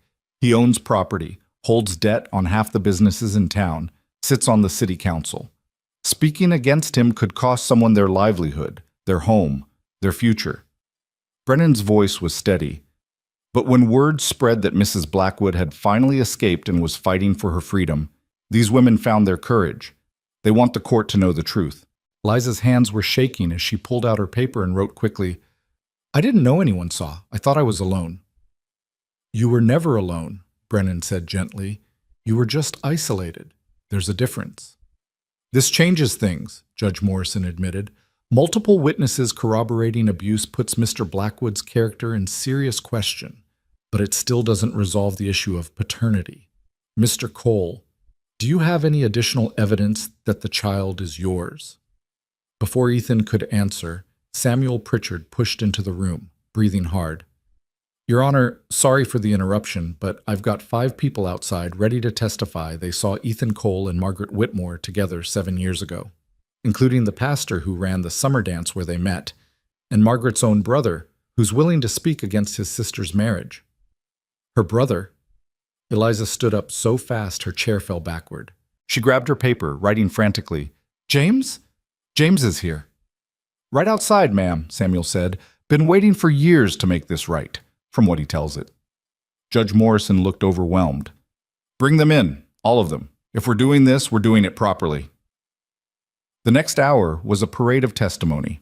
The pastor, elderly now but sharp-minded, remembered Margaret Whitmore and Ethan Cole dancing together at the summer social, remembered how they'd looked at each other with the kind of intensity that made old romantics smile.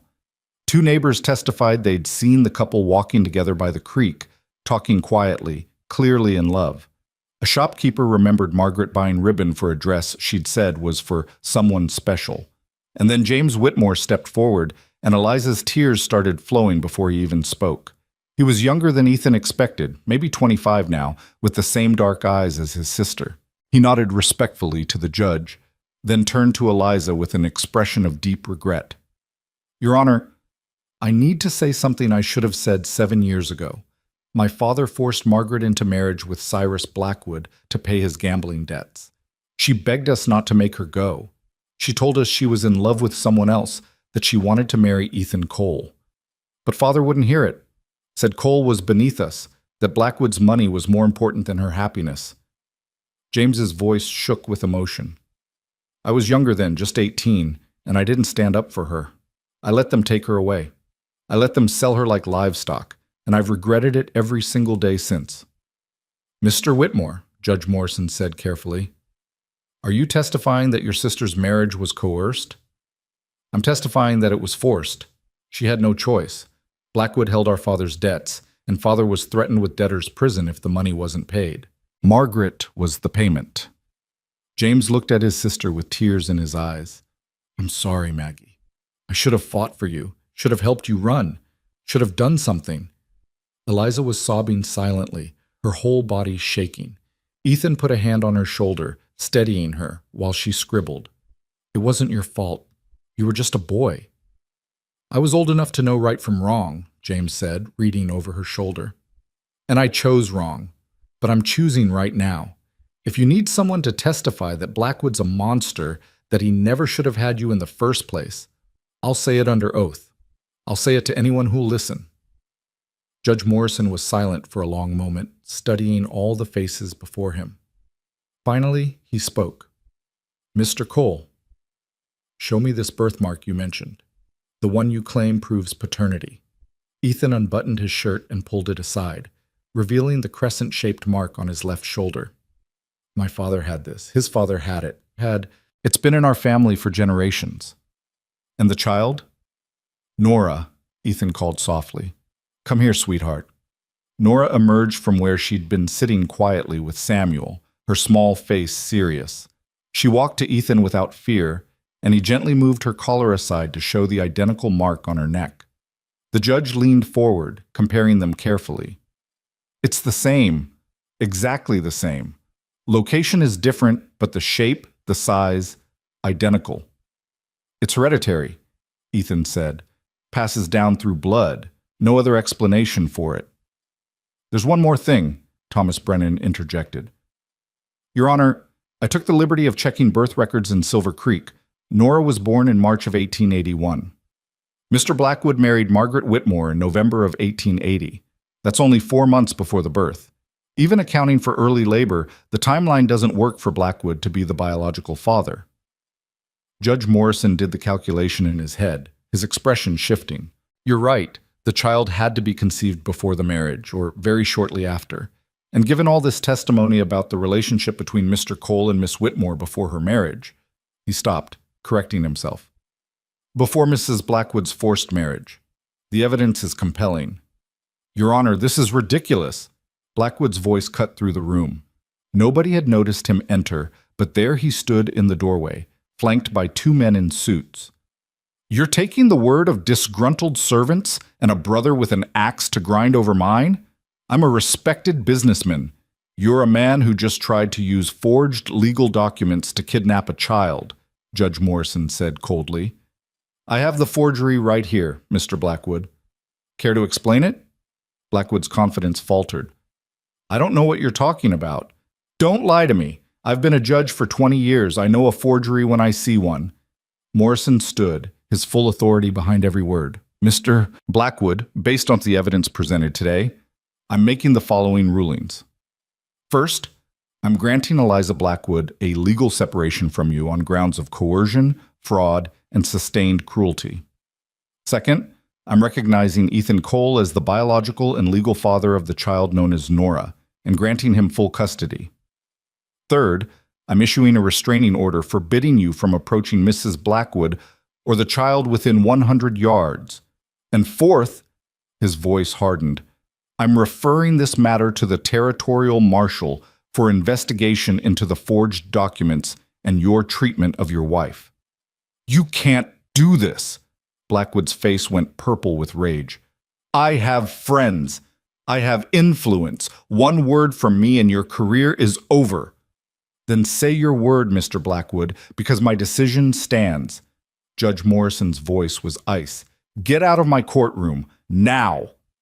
For a moment, it looked like Blackwood might actually attack someone, his hands clenched into fists, his breathing ragged with fury. But the two marshals stationed outside had heard the commotion and moved to flank him, hands on their weapons. This isn't over, Blackwood hissed, but the threat rang hollow now. You think you've won? You've ruined yourselves, both of you. I'll make sure everyone knows what you are, an adulterer and a thief.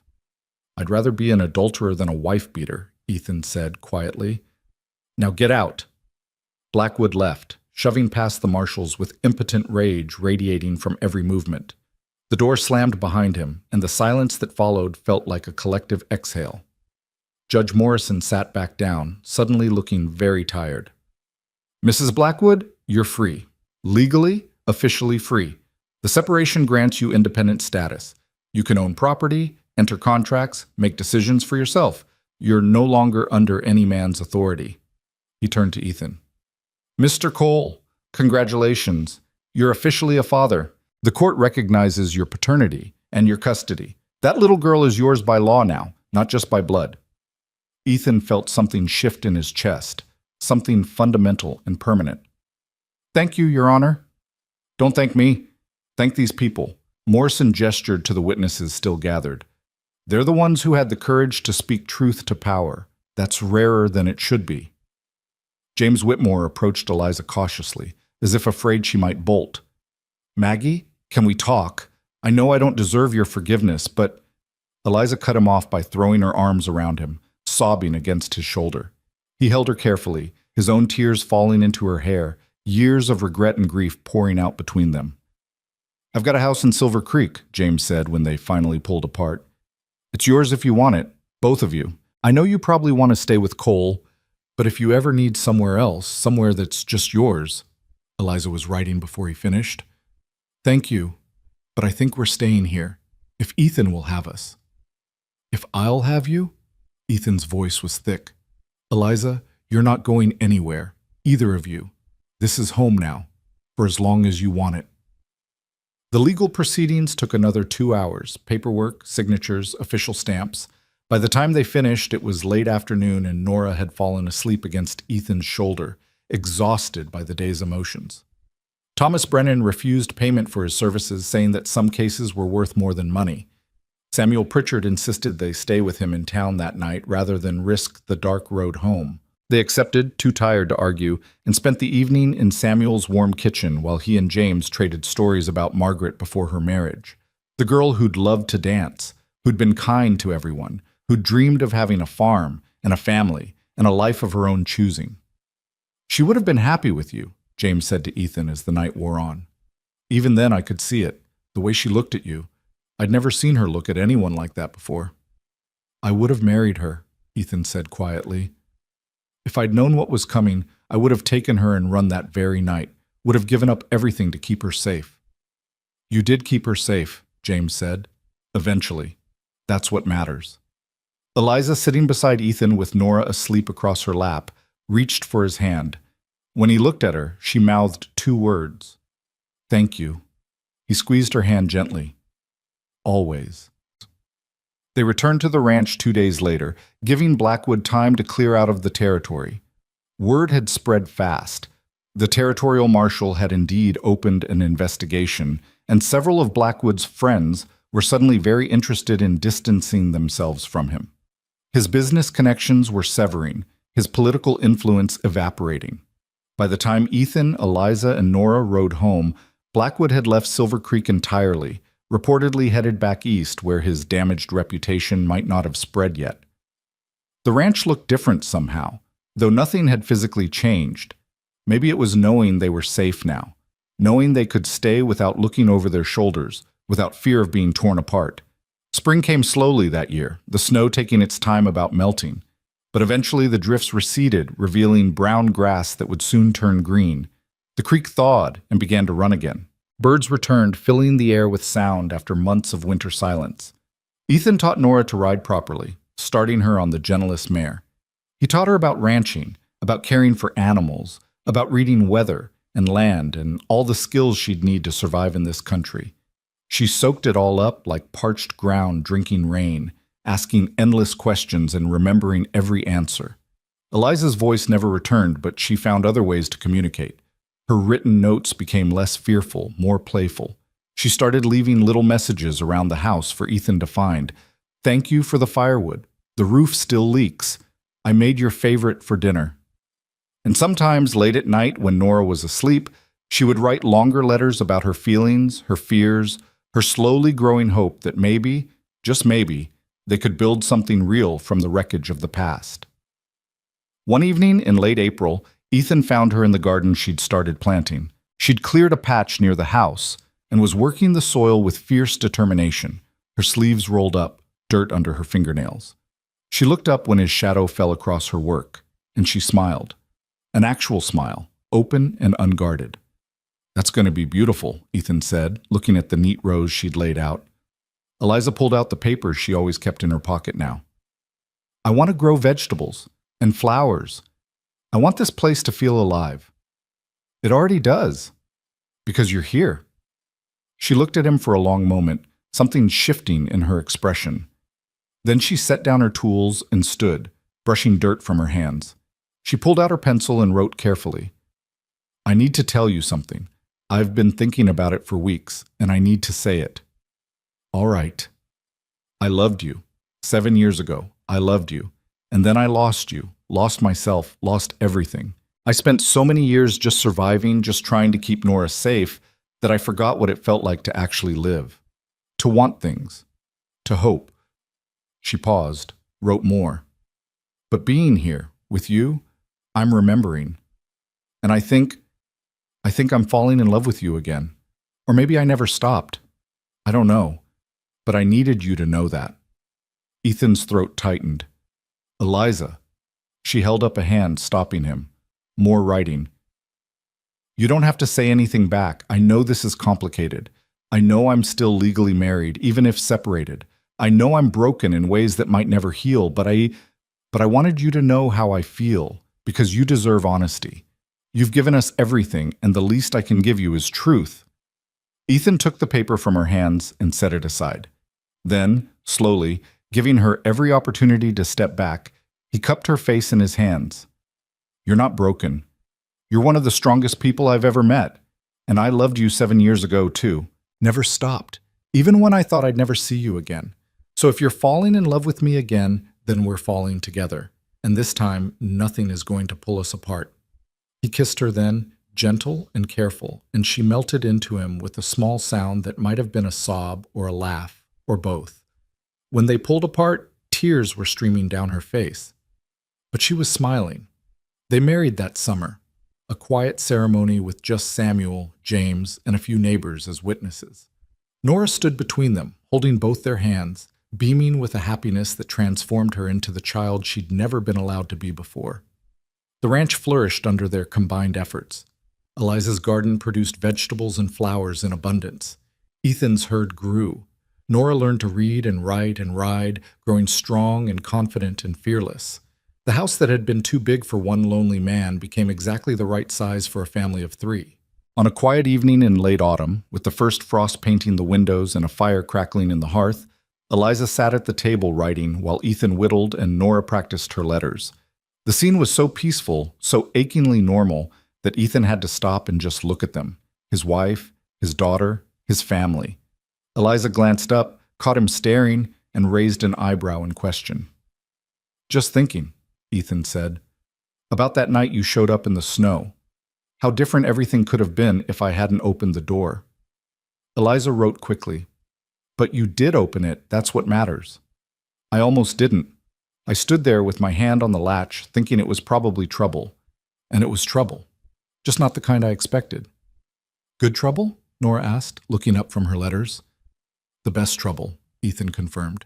The kind that changes everything for the better. Eliza smiled and wrote one more note, holding it up. We were all lost before that night, and then we found each other. Found home. Found family, Ethan added. Found love, Eliza wrote. Nora, not to be left out, carefully wrote her own message in her childish hand. Found happy. And that was the truest thing of all. Years later, long after Nora had grown and started her own family, after Eliza had filled journals with the stories she couldn't speak aloud, after Ethan had built their ranch into something that would last for generations, people would ask how it all began. The answer was simple. It began with a knock on a door, a child's desperate plea, a woman's silent courage, and a man who chose to fight for strangers who turned out to be everything he'd been missing. It began with 3 broken people finding each other in a Montana blizzard and deciding that broken didn't mean beyond repair.